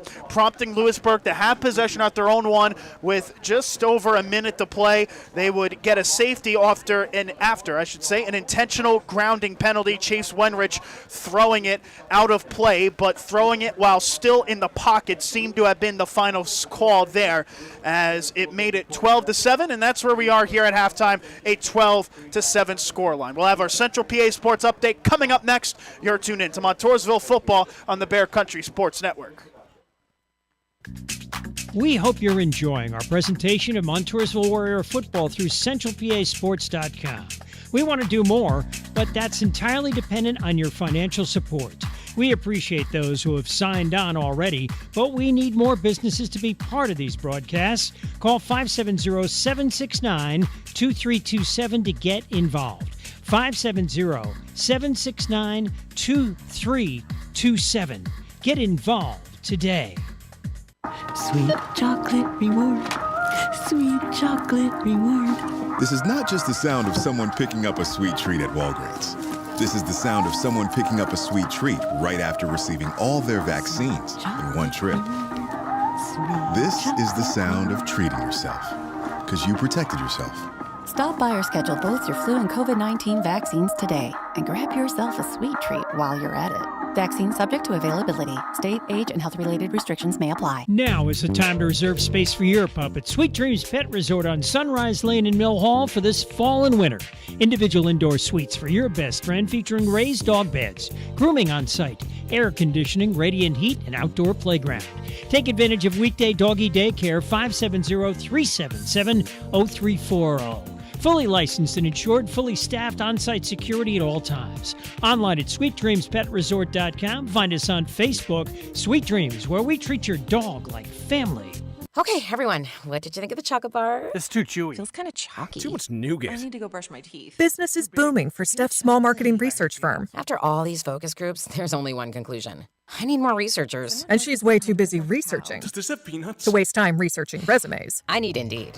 Indeed you do. Put our matching platform to work so you can spend less time searching and more time connecting with talented candidates. Visit Indeed.com/credit and get $75 towards your first sponsored job. Terms and conditions apply. Starting September 2nd, Blaze Alexander Kia will begin an extensive remodel. This is a major project. We will be losing a great deal of lot space as the project will be fenced in. Kia has given us extra incentives to help us move inventory. This is not a sales pitch. I have over 180 new and pre-owned vehicles in stock, and I'll only have display space for approximately 60 vehicles. Let our problem be your solution. The improvements will make it all worthwhile. Alexander Kia, 933 Broad Street, Montousville, taking the deals the other guys definitely don't want. Football season is here. Do you have your picks in on Sleeper? Just pick more or less on at least 2 player stats, and you could win up to 100 times your money. For new users, Sleeper will even match your first deposit with up to $100 credit to your account. Just download the Sleeper app today and use code MONDAY for a credit up to $100 match on your first deposit. That's code MONDAY. Must be 18 years in most states and in state where it is legal. Promo code and other restrictions apply. Visit sleeper.com. Please wager responsibly. Gambling problem? Call 1-800-426-2537 for help. Sponsored by Sleeper, a Blitz product. Tommy!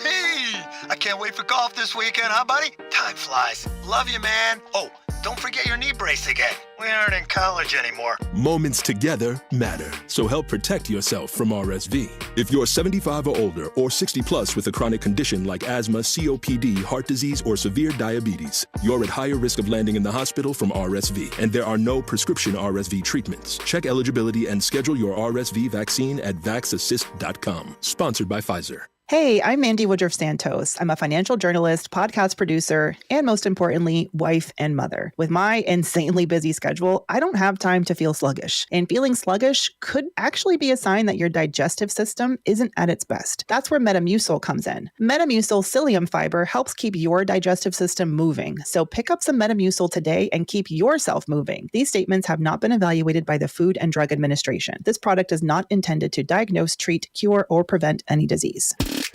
It's Bear Country 99.9 FM. As the 1994 Montousville Conference Champion team gets honored at midfield, we're back here in the press box for this 2024 Montousville season. Justin Hawkins alongside me. I'm Nicholas Severini. Montousville 12 and Lewisburg 7 at the halftime. Now for our Central PA Sports update, we'll start with the CentralPASports.com teams with Bald Eagle at the half trailing 8-6 against Bellwood Antis. Jersey Shore down by 6 at the half against Scranton. That's a 13-7 scoreline.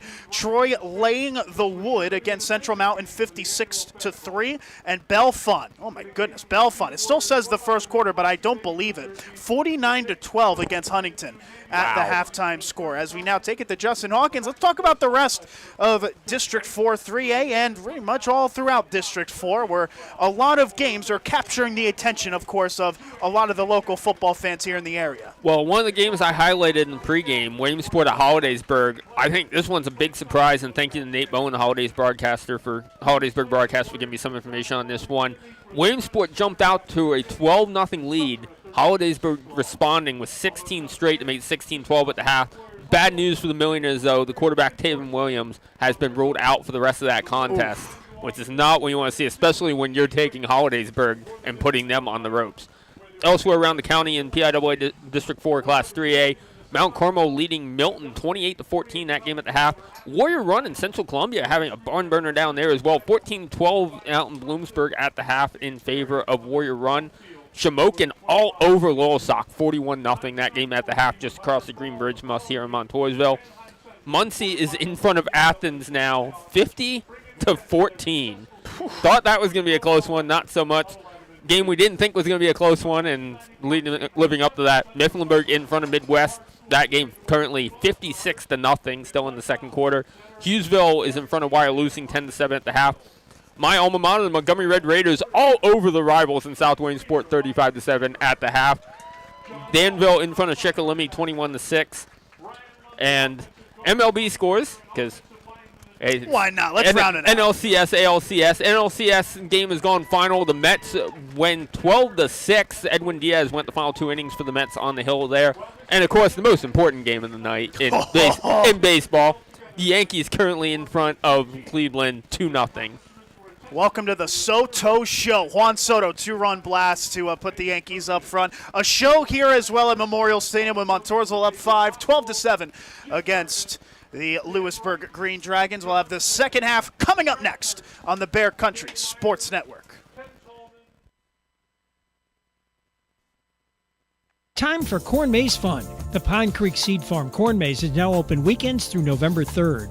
This weekend it's the Renaissance Fest, and every Friday is Glow Night. Hear and watch Jersey Shore and Montousville football on the big screen. Enjoy Patrick Motto on stage Saturday afternoon and axe throwing all weekend. Sundays it's theme trivia. The bulk of your entry fee this week goes to a local nonprofit organization. Corn Maze Weekends, Pine Creek Seed Farm, 33 Seeds Lane, just off the Pine Creek exit, Route 220, Jersey Shore. Hey, hometown fans.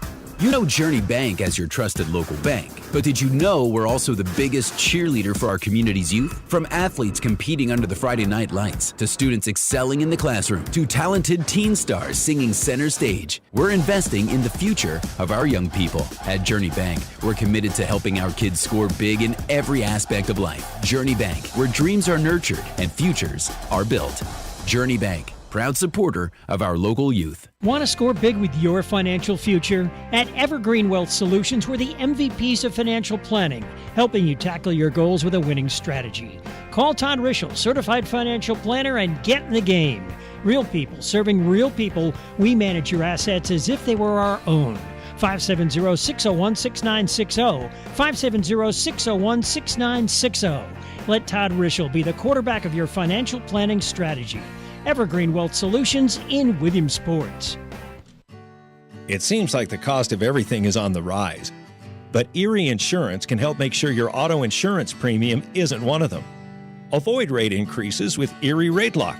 Even if you have a claim, your rates won't go up until you change a car, driver, or address. Your local Erie agent is Brigandy, Gleghorn, and Hafley. Get a quote today.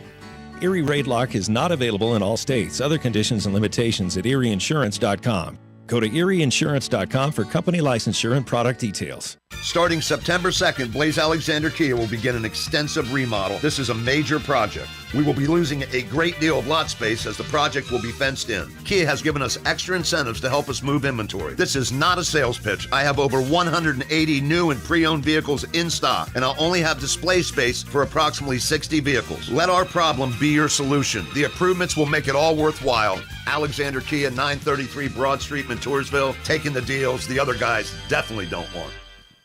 Did you know that Wendy's has any size soft drinks for just $1? Yeah, any size, anytime. Like $1 Coke, $1 Sprite, or even $1 strawberry Fanta. Okay, could we maybe switch up the sound effect, please? Because I'm losing it. Wow, no, not that. Any size soft drink for just $1? Gotta be Wendy's. Limited time only. Price and participation may vary. A la carte only. Not valid in a combo. Exclusions apply. Did you know you can watch all your favorite crime shows for free on Pluto TV? Totally free? Totally free. They've got CSI New York, NCIS, Criminal Minds, Blue Bloods, Tracker, FBI, SWAT, all for free. There's something suspicious going on here. Nothing suspicious. Just hundreds of free crime shows. On Pluto TV, crime never pays, and neither do I. Pluto TV. Stream now, pay never.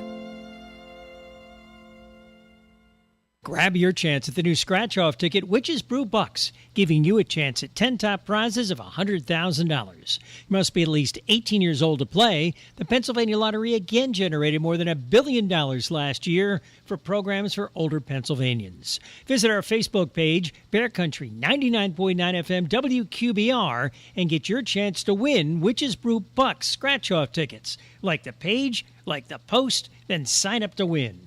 From the Bear.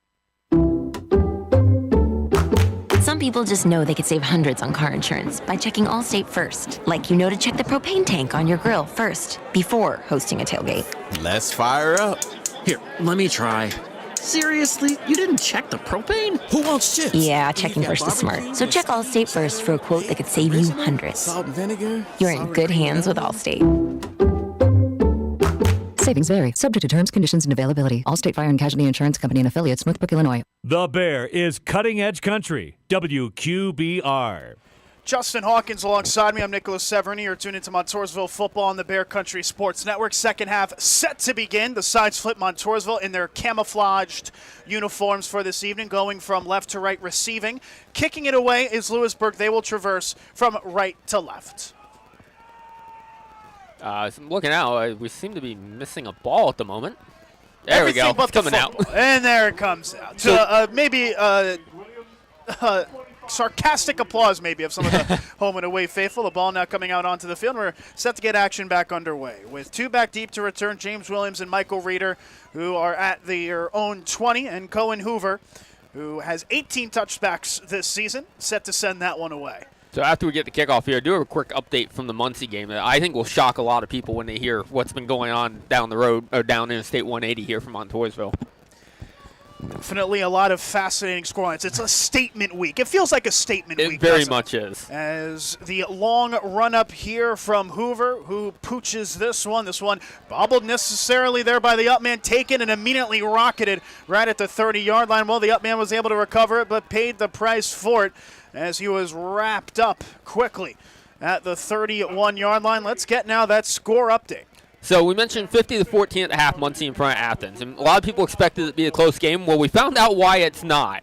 This is the scoring drives or the drive summary for Muncie right now. 76-yard drive for a touchdown, 99-yard drive for a touchdown, 91-yard drive for a touchdown, 60 for a touchdown, 39 for a touchdown, 50 for a touchdown, 80 for a touchdown, and two of those were one-play drives. So first down and 10 back here from Montousville on the left side. Hatch 31, Musina in the gun, takes a snap, play fake. Musina fires over the middle, catch is made for the first down. It's Kleiman, gets across midfield and is upended at the 47-yard line. Quick catch, quick reception by Owen Kleiman. His first reception of the day, his 12th of the season. His first in 2 games. It's enough for the first. And that's something I'd like to see him try. First time Kleiman's gotten catch here today. But Montousville was going a lot of out routes in the first half, working to the sidelines. And we saw Lewisburg start to make the adjustment here in the second half. They played more of the edges. It left a wide open lane for Kleiman there up the middle. So first down and 10 in Lewisburg territory after one play. The left side hash 48. 2 receivers right, 1 left. Musina pistol, Banks behind him. He takes a snap, handoff, Banks tries to cut to the left side, breaks a tackle in the backfield, spins away from another to the 45, to the 40. First down to the 35. That is another brilliant play by Christian Banks. Initially met in the backfield, I believe, by Quinn Michaels. He was able to shed away from the defensive tackle, broke another one, cut it upfield, and got the first down. 2 big plays to start this second half for the Warriors. And this is exactly what Montousville needs to do. Come out and make an early statement against Lewisburg. This is not a team you can let hang around. You had the lead going in the half. You knew you were getting the ball back. You got to get going and get going quick, and it's exactly what we're seeing here out of Coach Tanner and the Warriors. First and 10 on the left side, hash 35. Musina gun, 3 receivers, tailback red is Banks. He takes a snap, play fake. Musina steps up in the pocket, now fires it deep. He wants it all, but it's incomplete. Good coverage made there by Nick Coleman, the intended target. Never able to get on the hands of that one. I believe it was Michael Reeder, James Williams, who was there trying to make the catch. It brings up a second down instead. Yeah, Williams is hard 2-on-1 coverage. He tried to go up and high point it. Really, the ball was in the right spot for it to happen. Just good coverage there by Lewisburg, sitting back and letting the over-the-top safety come in and make the hit after the ball arrived. Make sure a clean play. Nice job there by Lewisburg to make a big stop, and a stop they needed after the first 2 plays from Montousville. 1 minute gone in the third quarter, second and 10. Musina in the pistol, takes a snap, handoff to the tailback, breaks the line of scrimmage, and will wrestle his way all the way out to about the 31 is Christian Banks getting the carry and getting a good chunk of yards to set up a 3rd down and 6. Yeah, it's 3rd and manageable. I mean, it's still loose playbook open here. You could look at potentially going back to Banks as well. You could look at a play action pass. You could look at just quick hitter going across the middle, as Montousville's seen success here in openings across the middle early. They add an extra receiver. That's the freshman Braden Burkett in for the senior tight end Owen Kleinman. They'll spread them out. 4 receivers set, 2 to each side. Musina in the gun, tailback to his right is Banks. On 3rd down and 6, they motion left to right Burkett as Musina takes the snap, gets a good block. He fires it high, and it's intercepted. Picked off at the 15. He takes it to the 20 and is pushed out of bounds at the 23. Tyler Kitchens was awaiting the overthrown pass that came. An interception for Musina, his 4th of the season, and the Warriors, with a very positive start to their drive, ends in an interception.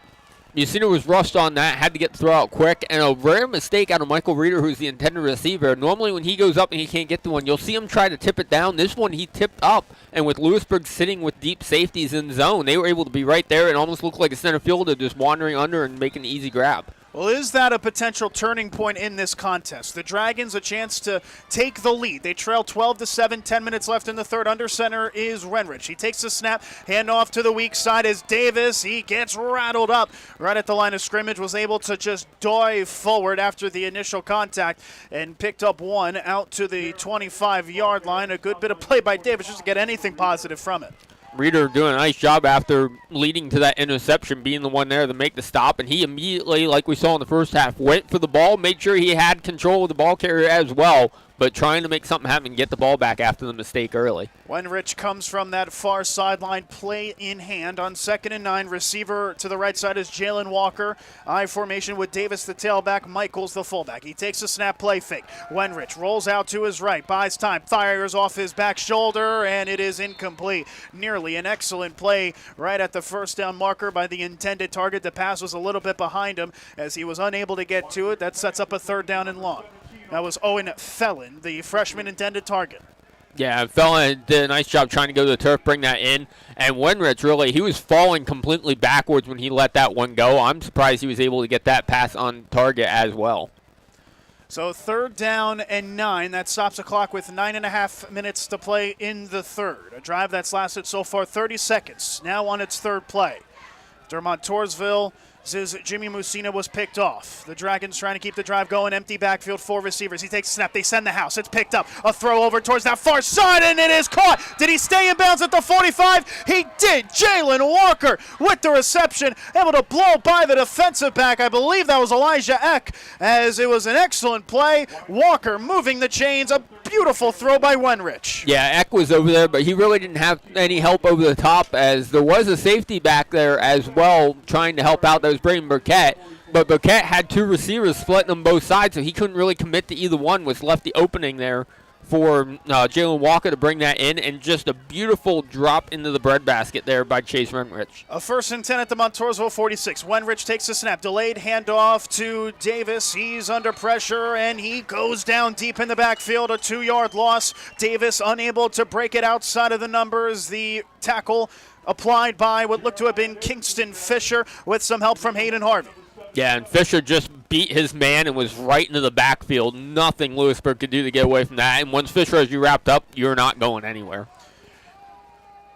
A big change in personnel. They add an extra fullback, in the game. That is the senior Sean Field. Typically coming into the ball game when they run 3 tailbacks in the backfield. Quinn Michaels, the fullback, is in, and we do have confirmation. It is a 3-eye formation with Wenrich under center. He takes a snap. Handoff Davis. Cuts upfield, gets to the 45. Positive yardage to negate that loss from before, but he'll only get about 3 on that play to set up a 3rd down and 10 as Davis once again gets wrapped up.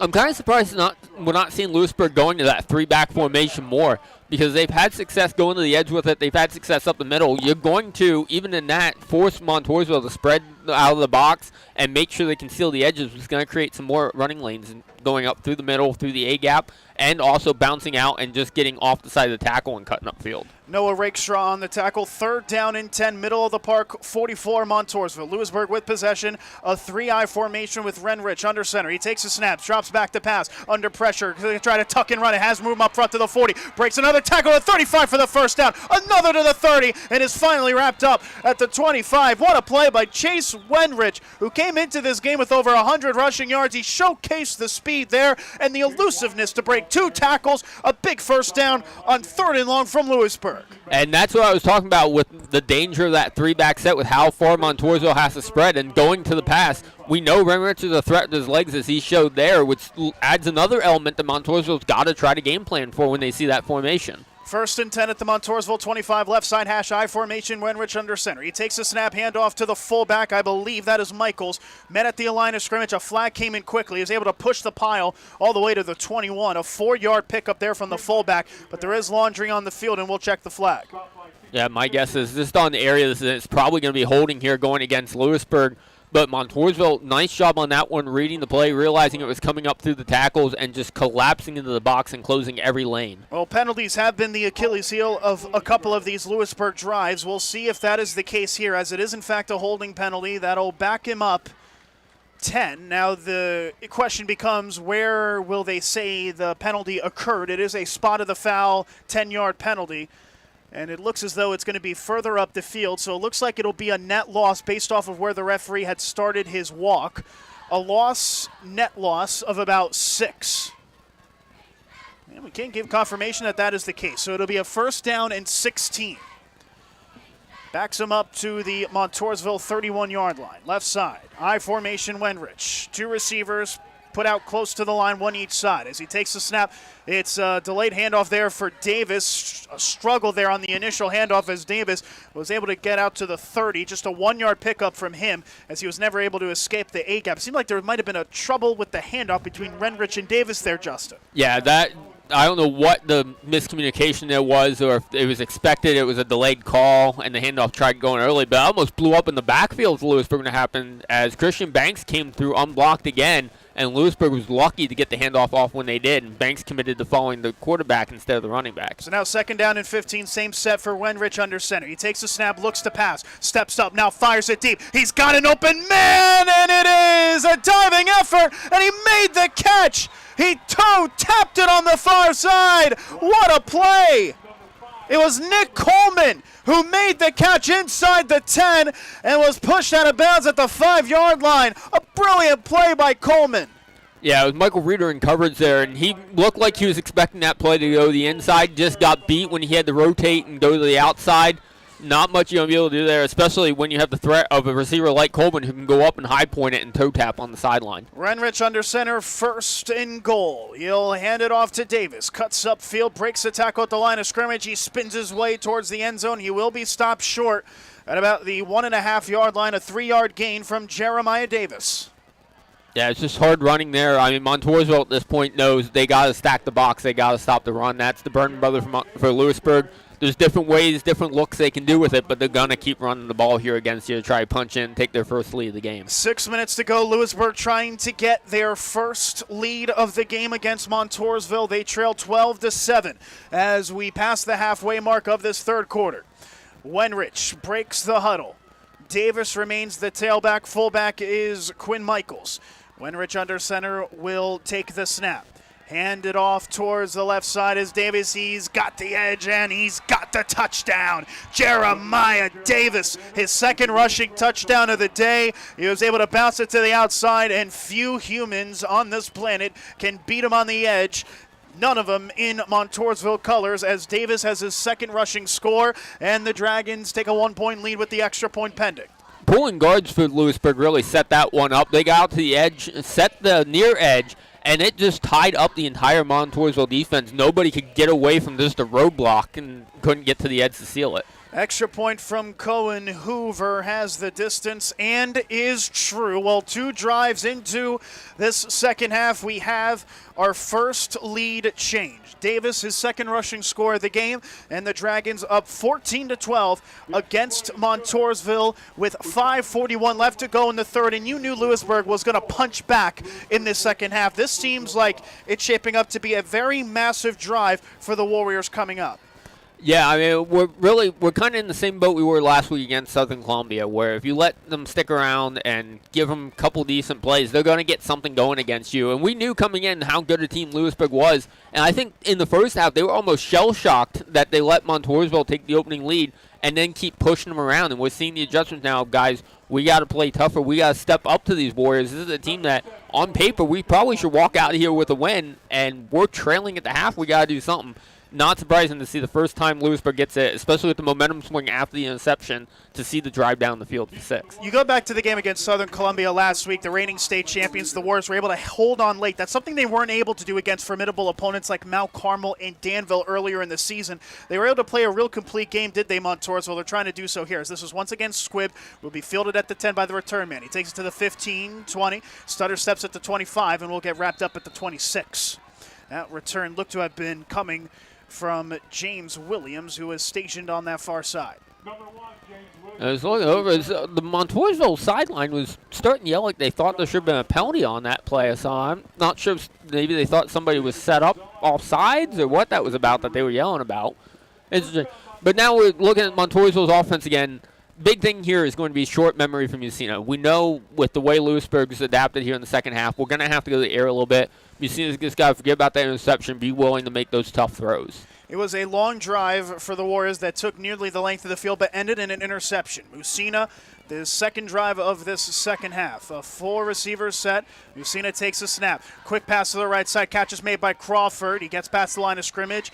Makes contact at the 30 and will get brought down at the 31. A pitch and catch for 4 from Todd Crawford, his second reception of the day.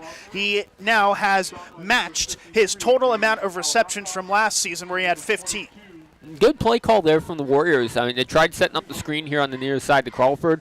Unfortunately, Lewisburg read it immediately. Everybody just shed the blockers before they could even get set up. Obviously, Montousville couldn't make contact till the pass was completed, and there just was nowhere for Crawford to go, but nice job taking the hit and reeling it in. Same set trips to the left side as it's a handoff to Banks. He breaks by the initial push, gets the first down to the 40, and is wrapped up from behind at the 45. He had to be dragged to the ground there by Xavier Carter from behind. He was nearly dragging him like it was a drill there as Banks got enough for the first. As we see an injured player on the field, it is a Lewisburg defensive lineman, it appears, who remains down on the field. Yes, the nose guard, Ben Crane. He was actually the first one into the backfield and had a real good shot disrupting that, but he got in there so quick, he actually ended up going after Musina looking for a potential sack, and by that point the ball was handed off and Banks was passing him before he could get to it. So the injured Lewisburg player down will stop play with 4 minutes and 49 seconds left. Ben Crane was the injured player. He will be helped off the field by one of the medical staff members here at Memorial Stadium as we are set to quickly resume play as Crane will come off the field on his own strength. A good sign to see. We hope that the senior defensive lineman is good to continue. If not this game, maybe the season finale. Yeah, and for Crane, I mean, when he went down trying to get to Musina, the pile just kind of, the lines just both washed over him, probably just took a shot to the leg or something. And we haven't talked about, this is the coldest game either of these teams have seen this year. That's a good point. When you take those hard hits in the legs and in the shin, it's going to hurt a lot more than it did a couple weeks ago in the warmth. The 1st and 10 on the right side, 47. 2 receivers, I formation. Musina under center takes a snap. He'll hand it off to the left side for Banks. Met immediately at the line of scrimmage, and he gets rocketed. Very rarely do you see something like that take place. A bit of a slap on the helmet. Good sportsmanship afterwards. It was a great play made as the tackle came towards the left side. It'll bring up a 2nd and 10. Andrew Smith in on that, who actually is in to replace the injured Ben Crane right now on that front 4. But yeah, Banks, I don't think he's been hit like that in the line in a while. He popped up like, hey, good job. Nobody's been able to do that to me in quite a while. We'll talk about next man up. That's what happened there. 2nd and 10. 4 minutes to go in the third. Musina in the pistol, 3 receiver set. Musina takes a snap, play fake, has time, quick throw right side. It's bobbled and incomplete. And flags are coming in. That's Tyler Kitchens who laid the hammer on the receiver, Braden Burkett. Burkett still down on the ground as the flags flew. I'm really curious to see what this penalty is. I mean, it was a hard hit on Burkett. Don't get me wrong, the training staff now is coming out to attend him as well.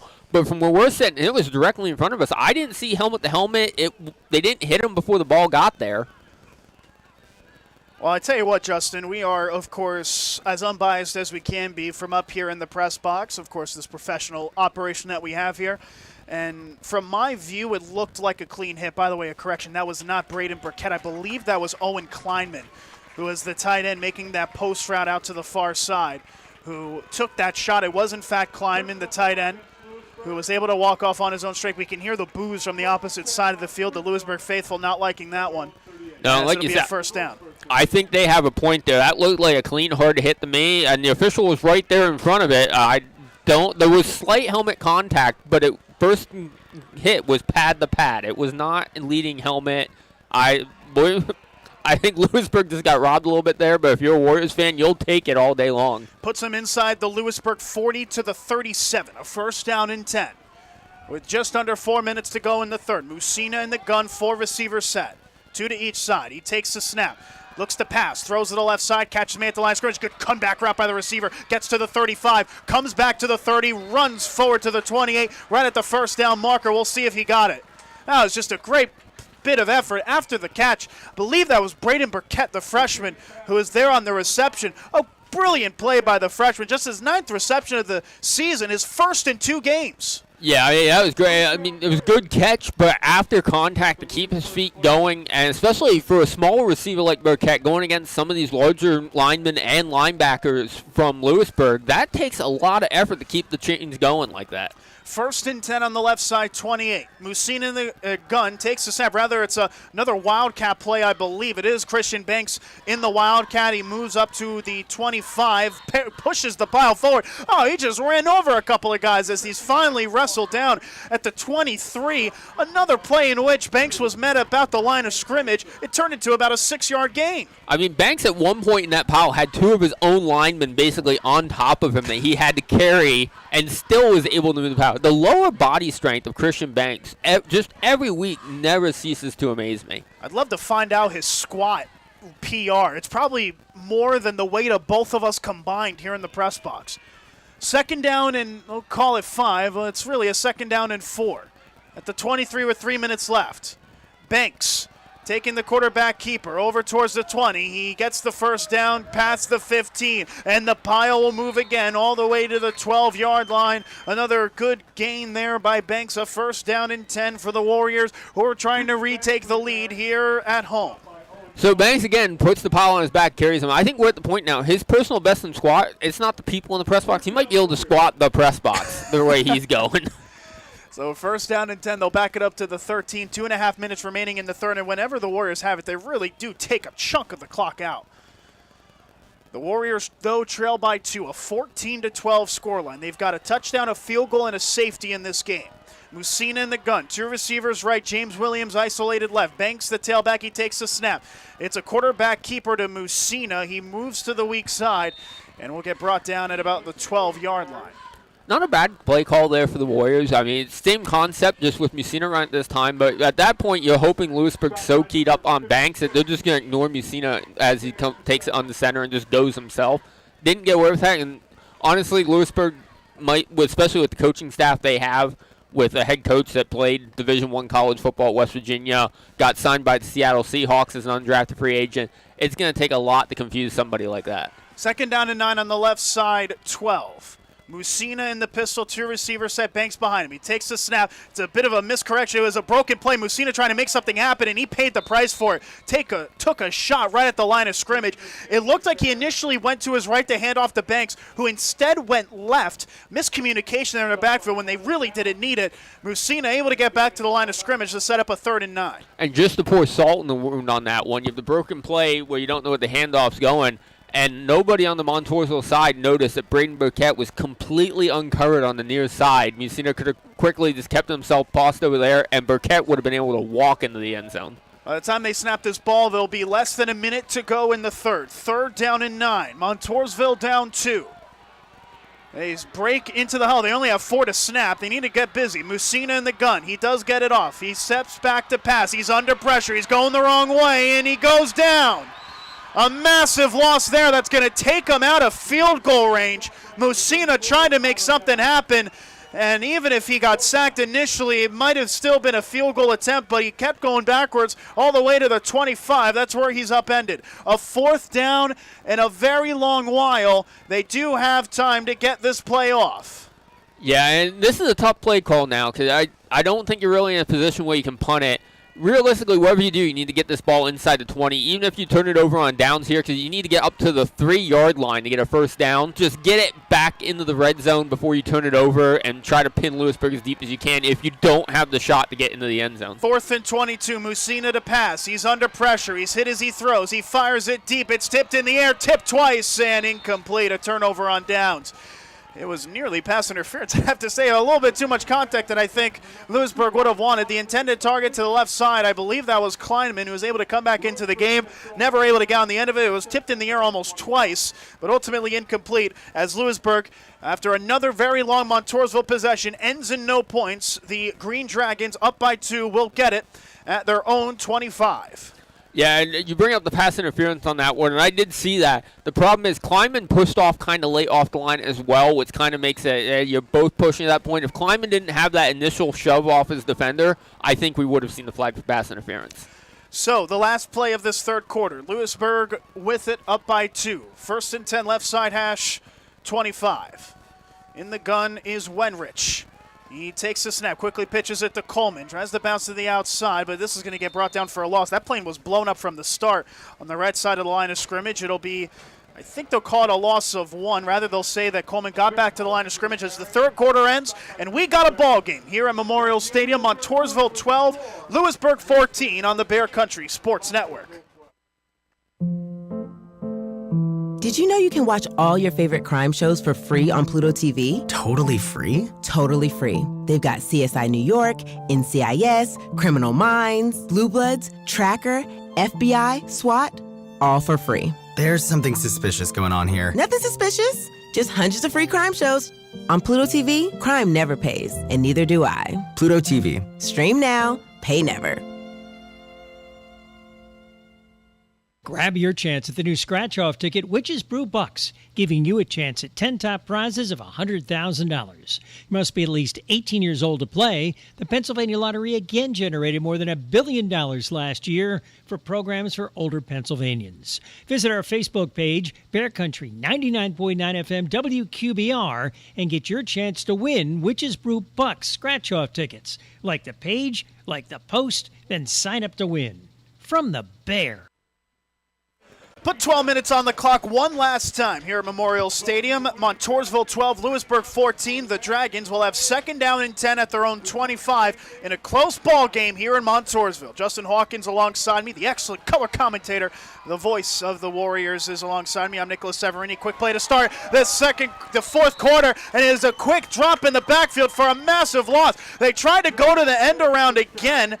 I believe it was Jeremiah Davis who was lined up as a receiver on that play. A loss of 7, a massive loss there as the Warriors again blow it up. So this is why you do not leave Christian Banks unblocked. The speed he has, he almost beat the ball into the backfield he got through so quick. That was amazing. One point I want to make here quick is Lewisburg makes some substitutions. Remember the Warriors are playing a lot of guys two-way. After a mistake like that where you turn it over on downs, have a rough drive, these guys have to quickly get that out of their head and not try to do too much on defense and cost themselves. 3rd and 17, Wenrich to pass, looking to dump it off. It's incomplete, but the flags will fly. If it's pass interference, this is an automatic first down. Owen Felon was upended just past the line of scrimmage by, I believe, Owen Kleiman. He was properly upended when I say that. And now a big decision to be made here by the officials. If it is pass interference, it's an automatic first down. Personal foul would do that as well. They do call it on the defense. It is a personal foul penalty on Montousville. A fresh set of downs and discipline getting the best of the Warriors there. Yeah, honestly, I think Kleiman just misread the play. I think he thought the whole way it was a run play, and he was trying to shed his blocker. He didn't realize he was going up against an eligible receiver, and if he dumps him, it's going to be a penalty.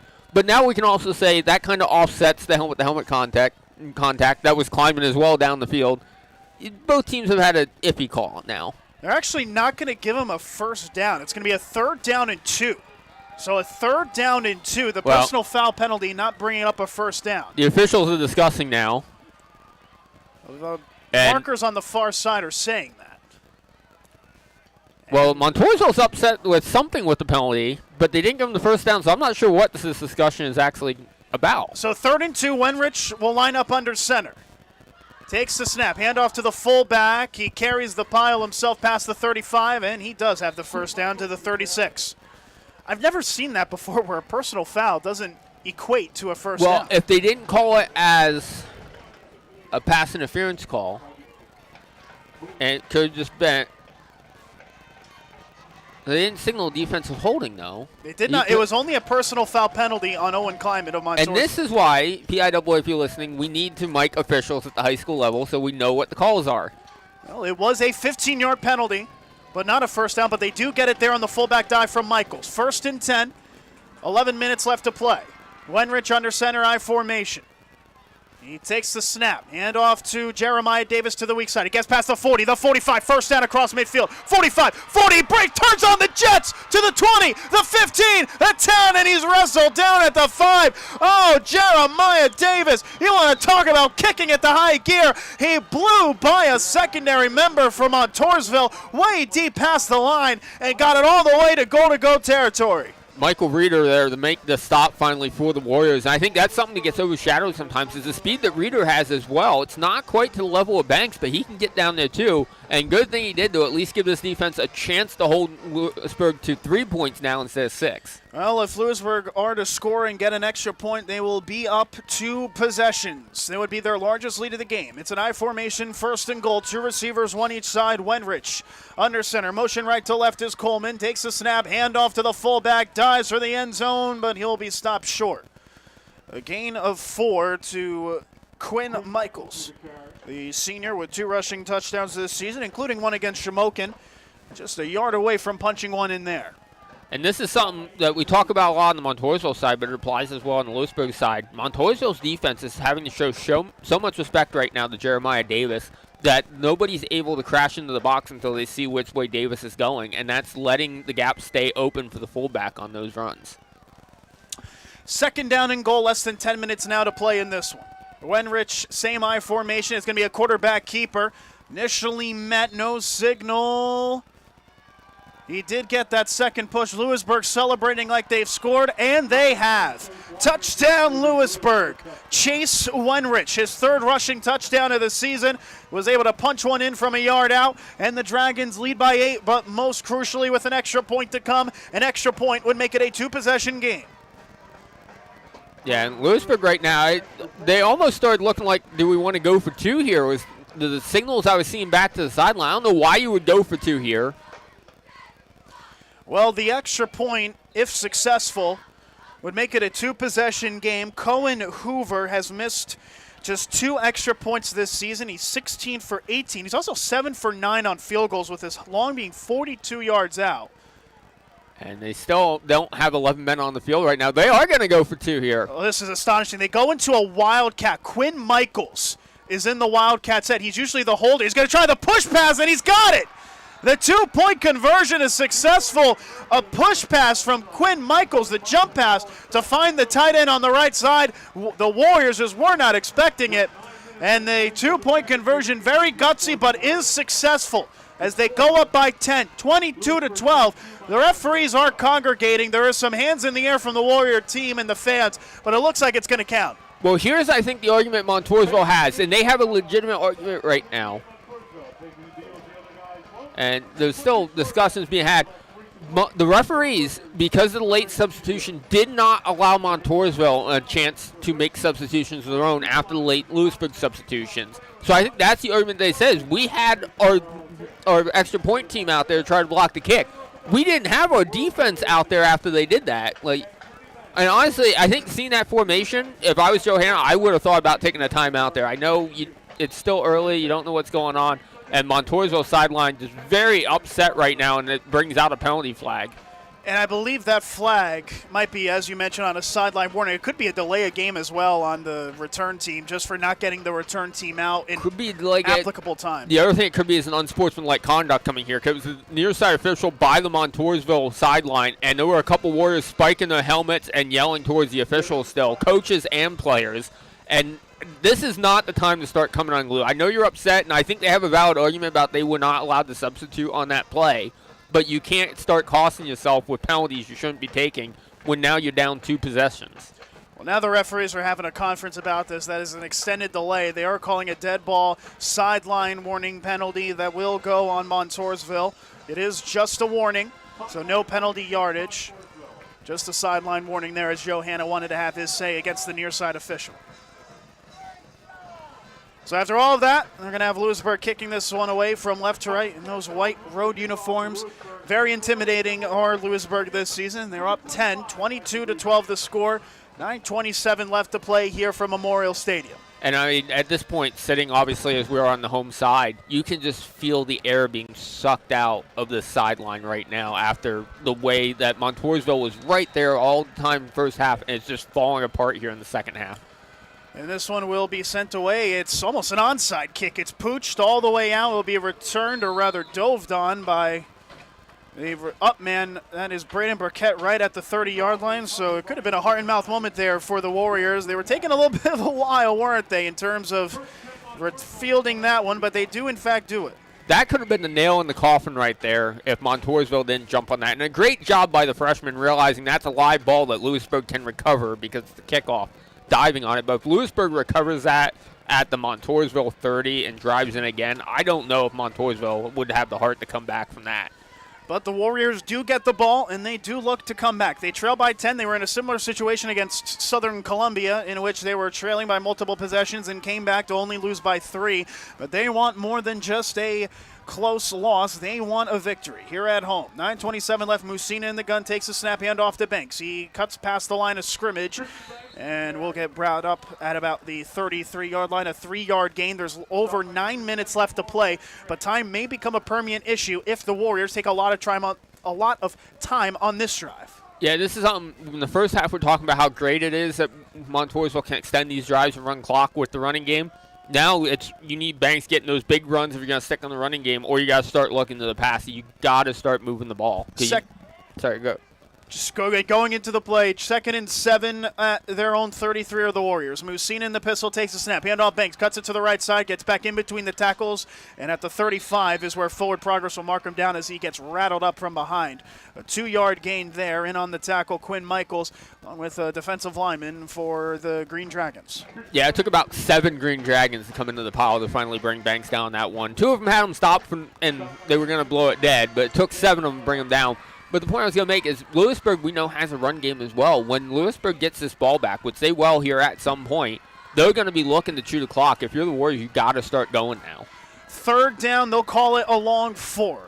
At the 36-yard line, the Warriors trying to get their first down of this drive. 2 receivers left, 1 right. Musina in the gun takes a snap, rolls out to his left, has a blocker, fires to the left side, though, catches me for the first down. Just shy of midfield on the reception. Todd Crawford, who gets it out to the 49-yard line. Crawford doing a very nice job tonight. That's the second time we had to see him go up and high point a ball and then toe tap on the sideline. I think I'd love to see him more utilized there as an edge receiver, maybe even more than Reeder, and open up Reeder to be able to come across the middle and look for lanes after receptions there. A 13-yard reception for Crawford. He's had over 150 yards this season. 1st and 10 for the Warriors at their own 49 left side with just over 8 minutes to go here at Memorial Stadium. 2 receivers right, 1 left. Banks the tailback as Musina takes a snap, play fake. Musina rolls out to his right.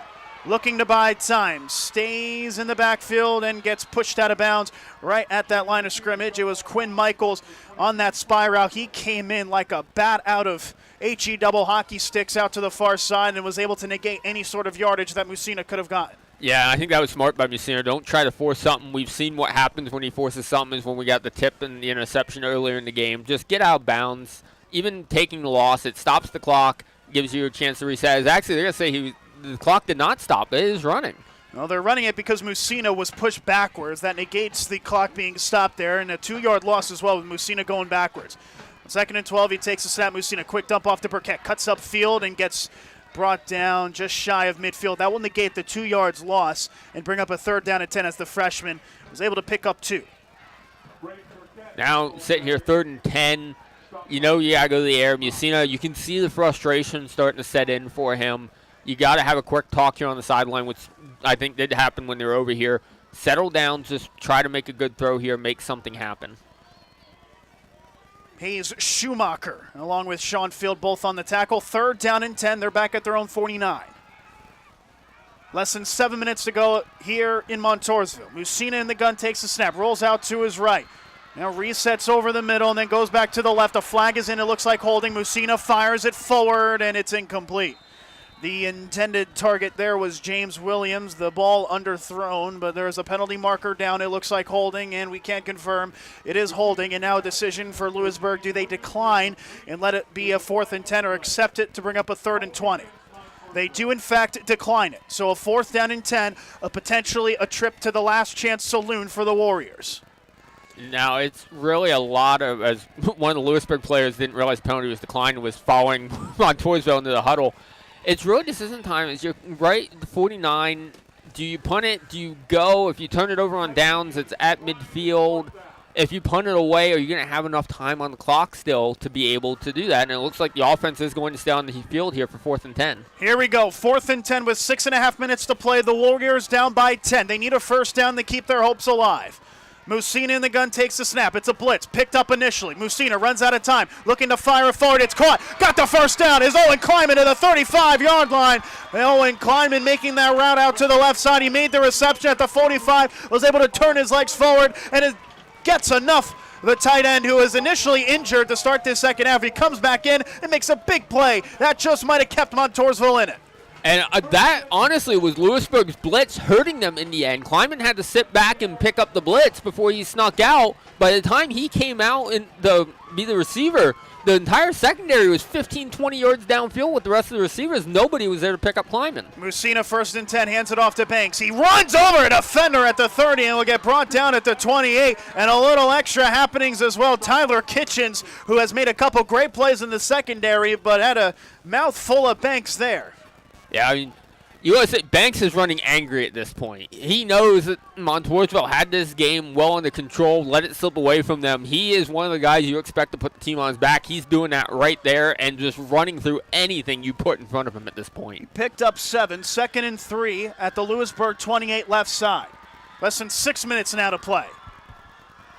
2 receivers right, 1 left. Musina takes the snap, play fake, throws left side. Catch is made by Williams in the backfield. He breaks the tackle, reverses back to the left side, and will get pushed out of bounds shy of the 25. That'll be right at the first down marker. They'll say that he picked up 3, but is it enough for the first? Yeah, I think it's going to be just short on this one as we wait for the final spot. Well, the clock is still running as the referees decide whether or not it's a first down. And to the chagrin of the Warrior offense, they're going to say he's short. So 3rd down in inches as he picked up 2.5. So one of the negatives right now from Musina is his internal clock sped up so much. He's not looking around his other receivers. That's the 3rd time tonight he's had an uncovered receiver and did not see it. Musina under center. Goes with the hard count, and now there's movement on the line, and this is going to be on the defense. It'll be an automatic first down. It was the edge rusher on the left side who just ran a little bit early. Yeah, and I think the play call there was going to be Banks just running up the middle. Lewisburg knew they had to get through quick to have any shot of stopping it. A great time to go to the hard count there by Musina and executing it to perfection to give him the first down. Now less than 5 minutes left. 4:57 and counting on the ref's whistle. But a first down and 10 for the Warriors, who have taken it the length of the field. They have yet to score in this second half. They have had an interception and a turnover on downs to highlight what has been offensively a second half to forget. But can they negate it here?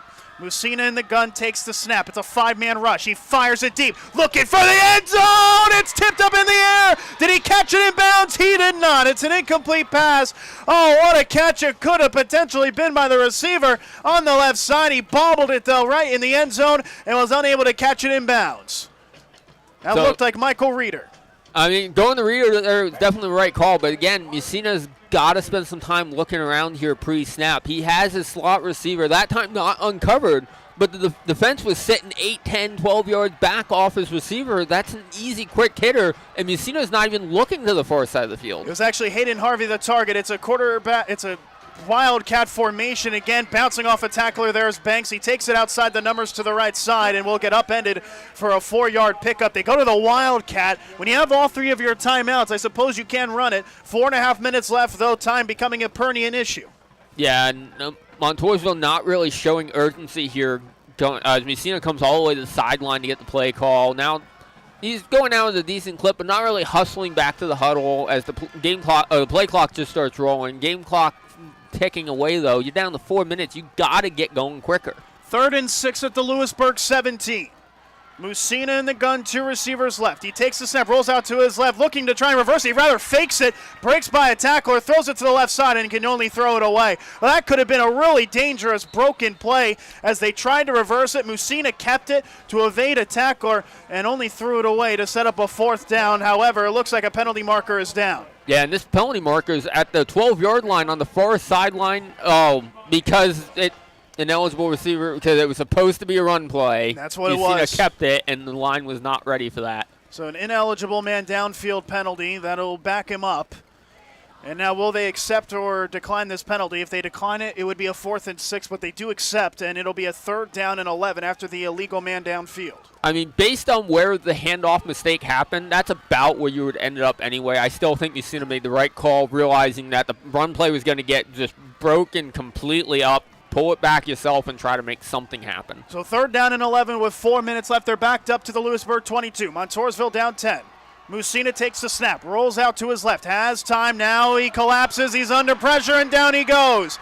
Brought down for another massive loss. Closing in on him was the defensive tackle, Danon Alabakov, the senior, bringing him down deep. It'll be a 4th down in very long while as Musina and this Montousville offense will look to stay alive. They need to convert a 4th down and 20.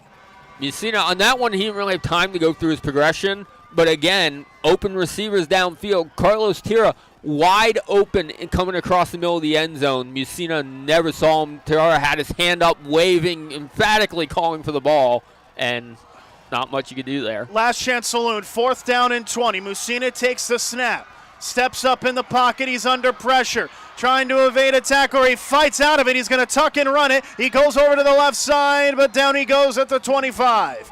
Only picked up about 7. It looked like Eli Manning in the 2007 Super Bowl where he was able to fight out of an initial tackler, but he tucked and run it from there and was never going to get enough for the first. It's Lewisburg possession, and that just might be all she wrote here at Memorial Stadium. Yeah, I mean, Musina, that time he did try to get downfield with it. Look, there was nothing downfield. Lewisburg played the defensive secondary to perfection there. Every receiver was covered up. There was nothing Musina was going to be able to do. But credit to him keeping it alive, trying to make something happen with his legs on that one, trying to keep the game going. But as you said, 3 minutes ago, Montousville does have all 3 of the timeouts. Expect to see him burn them here on this series. But that's asking a lot now, 3 minutes down 2 scores. So now with 3 minutes left, this attack, rushing, heavy offense by the Dragons will come back onto the field. Wenrich in the I formation will hand off to Davis. He gets met at the A-gap and does not get far. That might have been a loss, in fact, as Davis was immediately wrapped up. So no Montousville timeout here after the nice defensive stop just to fill all the gaps. Clock's going to run down to about 2 minutes, 2 minutes and 10 seconds roughly next time they have to snap this ball. So 2nd down and 10, as you mentioned there, 2:20. Justin. There's going to be no one ever accused me of being good at math. less than 2.5 minutes left to go here in this one when this snap is taken. Here's Chase Wenrich, who will break the huddle. It'll be a 3-eye formation. No receivers in the lineup. As Wenrich takes the snap, he's going to roll out to his left to pass. He's under pressure. He's going to get brought down for a sack. Oh, that is a very interesting call there made as he gets brought down inside his own 20 to the 18. About a 10-yard loss that from Wenrich. He rolled out to his left and was never going to find an open man, and that is where Montousville takes their first time out of this second half. Kingston Fisher picking up the sack there for the Warriors. That was just a nice bull rush, broke straight through. Nothing that the quarterback was going to be able to do on that one. And not surprised now to see Montousville take the timeouts. You even push deep, see if you can break through again. Because realistically, I don't think we'll see Lewisburg do anything but run the ball or look for quick passes here that stay inbounds the rest of this way. Because they know they're playing with a 2-score lead. Even if they give it back to Montousville scores. It's still going to be down around a minute at the most by the time Lewisburg get it back after Montousville score. So they're basically playing with house money right now. Lewisburg has scored 15 unanswered points in this second half after Montousville went into the halftime locker room up 12-7. 2 touchdowns, one by Chase Wenrich and the other by Jeremiah Davis, has put the Dragons up by 10, 22-12 with 2 minutes and 16 seconds left. Time for a quick Central PA sports update. All the happenings around the Keystone State Jersey Shore. We got a close one in the 4th, trailing by 8 against Scranton, 27-19. The score, Troy up 62-10 against Central Mountain. As we will get back onto the action here, it'll be a 3rd down. They'll call it 18. Wenrich will line up in an empty backfield shotgun formation with 2:16 to go. Wenrich takes the snap, looks to throw. Under pressure, he's going to tuck and run. He gets to the left side, gets to the 20, 25, to the 30. He wants to stay in bounds. Is he going to? He was wrestled out of bounds, and that's going to stop the clock. No, the clock will still run. It looked on my view that he was out of bounds. It'll be shy of the first down marker by about 6 yards. A 12-yard carry by Wenrich. It'll be a 4th down. Now they stop the clock with 2:02, and if I'm Montousville, I'm yelling a little bit why extra seconds ran off the clock there. Brings up a good 4th down. Good defensive stand there for the Warriors to give their offense another shot here. So 4th down and 5, a 3-and-out forced by this Montousville defense, who have allowed 22 points today, which throughout this entire season is the third most points given up this season. As the snap is good on the punt, this one's sent away, end over end, 2 back deep to return. It takes a bit of a precarious bounce as it'll be down at the 35-yard line, nearly touched by the gunner. That's Alex Felver, who is coming back. But it will not be touched by him. In fact, it was a Lewisburg gunner that did it instead. And so the Warriors will operate at the 35 with 1 minute, 52 seconds left. They have 2 timeouts. And at this stage, you're just trying to score. You're not trying to even worry about conserving your timeouts at this point. You're trying to just get the ball and get it down and try to get the onside kick. And, well, they're going to back it up even further because of that. I believe there are penalty markers down. It looks like there might be offsetting penalties. I saw the referee point to the right and then to the left. We'll get confirmation on it. Yeah, the flag was down back at the Lewisburg 25. I'm kind of curious on that. I mean, I don't know what, short of unsportsmanlike conduct, I don't know what you would really get offsetting on a play like that. Well, it was during the play as the referee is going to take the football. It's a legal procedure on Lewisburg, so they'll move him up 5 out to the 40-yard line of 1st and 10 here for the Warriors. So as they break the huddle, just quick score updates here from Mifflinburg up 76-8 right now. Midwest, they'll come with the W. Loyalsock falls 48-7. That's gone final against Shamokin. 1st and 10 for Musina. He takes a snap, 3-man rush. He steps up in the pocket, now rolls out to his right. He's going to tuck and run this. He takes it to the 45, and he's got the first down at midfield. He stepped out of bounds right at that first down marker. Good play there initially by Musina. Only took about 10 seconds off the clock, 1:43 left. And it'll be midfield for the Warriors, who trail 10. And more importantly, that saves one of the timeouts. Now the chain crew is going to move chains up. I was like, there's no way he didn't get across midfield on that one. But and we just approach what is the game of the season next weekend. Loyalsock, as they take on Montousville. That's going to be next week. Coverage starts at 6:30 on the CentralPASports.com. Both teams at this point will be going into that game with losses. As it's a 1st and 10 in midfield, Musina takes the snap. Plenty of time in the pocket. He fires over the middle, and did he hold on to it? I don't believe that he did. Rather, they say that he did. Oh, that's an excellent catch made right over the middle, but he did pay the price for it. It was the receiver who made that catch at about the 36. Yeah, he's still down. His helmet came off on the hit. I mean, it was a clean hit, but it was the hardest hit we've seen at least in the last month out of these. So training staff's out to look. So I want to take a quick look at the standings while we have a moment here. Because next week, obviously it's a bridge game. Anyone from Montousville knows you go 1-9, that's fine as long as that 1 is against Loyalsock. You don't lose the bridge game. But it's going to be more critical with Mifflinburg now with their win tonight. It hasn't gone final yet, but I don't see Midwest making a 70-point comeback here late. They're going to move up to 4-5. Montousville is going to fall to 5-4.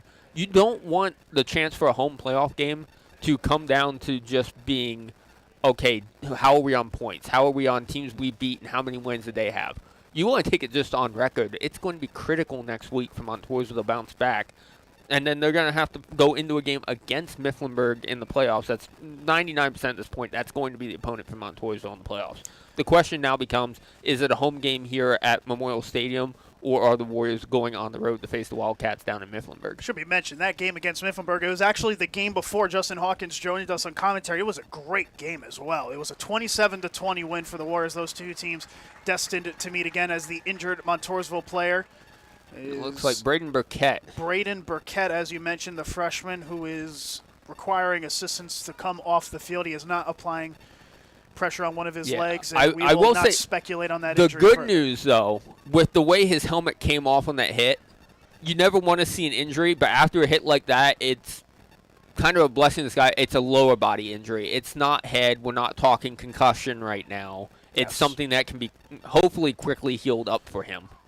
Ethan Bloom helping out his freshman teammate, the junior helping out the freshman, as Burkett gets a round of applause by the home faithful. And now back on the field here, it'll be a 1st down and 10 on the right side, 36 with 1 minute and 36 seconds left to go in this one. It's Montousville 12. It is Lewisburg 22, a 10-point deficit for the Warriors, who have been outscored 15-0 in this second half. Looking to break the goose egg in this second half. A 1st and 10. Musina in the gun. They put trips to the left, one receiver to the right side. Musina takes the snap. It's a three-man rush. Has plenty of time. He fires to the left side. Catch is made right at the 30. He tries to break a tackle. He's going the wrong way as the receiver, and he gets brought down at the 32. You see some of the hand signals by Lewisburg defenders telling them to keep running that clock, as Williams was only able to pick up about 7. 1 minute left to play here at Memorial Stadium, and they back it up to a 5-yard gain with the lack of forward progress. 2nd down and 5. Musina takes the snap, rolls out to his right, fires to the right side for the first down marker, and he's got the reception. A good catch made there. Initially looked like at the ball came out. I believe it was rather Todd Crawford, I should say, not Harvey, but Todd Crawford who made that catch. A fresh set of downs inside the 25. 51 seconds left. The Warriors holding on to their timeouts as Musina spikes the ball with 48 seconds left to play. They're going to try to hold on to their timeouts for the next offensive drive, if they even get one. Yeah, if they get one. But the interesting thing now to think about, too, is field goal? Potential of an early field goal. If you get into a second 10 now, say it becomes 3rd and 13, do we just center the ball, attempt the field goal now, save our timeouts, do the onside kick? If we get it back, we have 2 timeouts, and we know we're driving for the end zone. So there's still a lot of play call options here available to the Warriors. They have a 2nd down and 10 here in the meanwhile. On the right side hash, Musina takes the snap at the 25. He dumps it off to the right side on a screen. Catch is made, takes it upfield to the 20. Back over the middle to the 15. Reverses back to the center, and will get finally brought down at the 15-yard line. That's going to be right at the first down marker once again. It was Christian Banks who did not get it. He did not get the first down. He was able to pick up about 9.5, 30 seconds left to play. They need to get busy. On 3rd and 1, Musina rolls out to his left, fires to the left side. He's got the catch. He's got the completion for the first down at the 11. A quick catch and reception made there to stop the clock with 20.5 seconds left. It was Michael Reeder getting that reception. Lewisburg's band starting to play Final Countdowns, trying to figure out what they were doing there. But now 20 seconds left. I think you're at the point now you got to take a shot at the end zone this play. To have any shot of getting the onside kick and taking one more shot, you have to go end zone on this play. Here come the Warriors. It'll be a 1st down and 10 at the 11. Musina takes the snap under pressure, rolls out to his right, fires to the end zone, a diving catch. And they'll say he made the reception right at the 1. No, a change of pace, a change of mind from the referee. He doubled it up and said that he did not make the completion. Michael Reeder looked like he just wasn't able to hold on to it as he went to ground to bring up a 2nd down with 13.5 seconds left. And yeah, I mean, it's going to burn most of the time left. I think you're taking a shot at the end zone here. I don't think you're playing for the field goal anymore. 13 seconds left. If you were, you're going to have to kick it right here. You take the shot here and then just hope you get the onside kick back and you can heave another shot down for a touchdown. It would be a 28-yard field goal from here. Hawley has been good from 37 today, but the kicker stays on the sideline as Musina takes the snap. Rolls outside to the left, all the way outside the numbers. He reverses back right. There's only 7 seconds left. He needs to haul it. He fires it downfield, diving for the end zone, and he's got it. Touchdown, Montousville, with just 3 seconds left to play. A good reverse move by Jimmy Musina. I believe it was James Williams who got the reception. It's his 2nd touchdown of the season for Williams, and the point after here to come for the Warriors, who now trail by 4. And Musina was looking near corner. He had a receiver with the camo jerseys. I'm not entirely sure who it was. And the receiver got tackled in the end zone. The flag stayed in the pocket. That's what forced Musina to roll back the other way. His receiver was just taken out.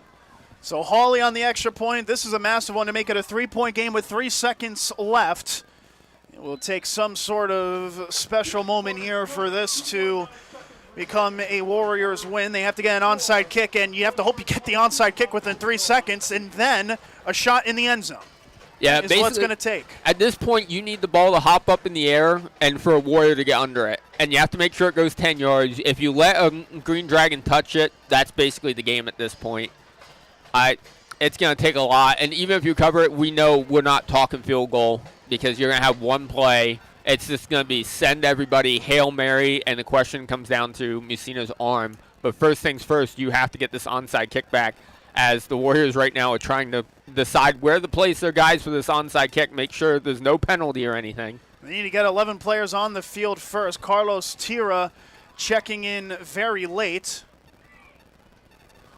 There are now 11 players on the field for the Warriors. They have 3 seconds left. They need an onside kick. They need to recover it. with time to get a Hail Mary out of it. Gavin Hawley from the far side, right hash, 40.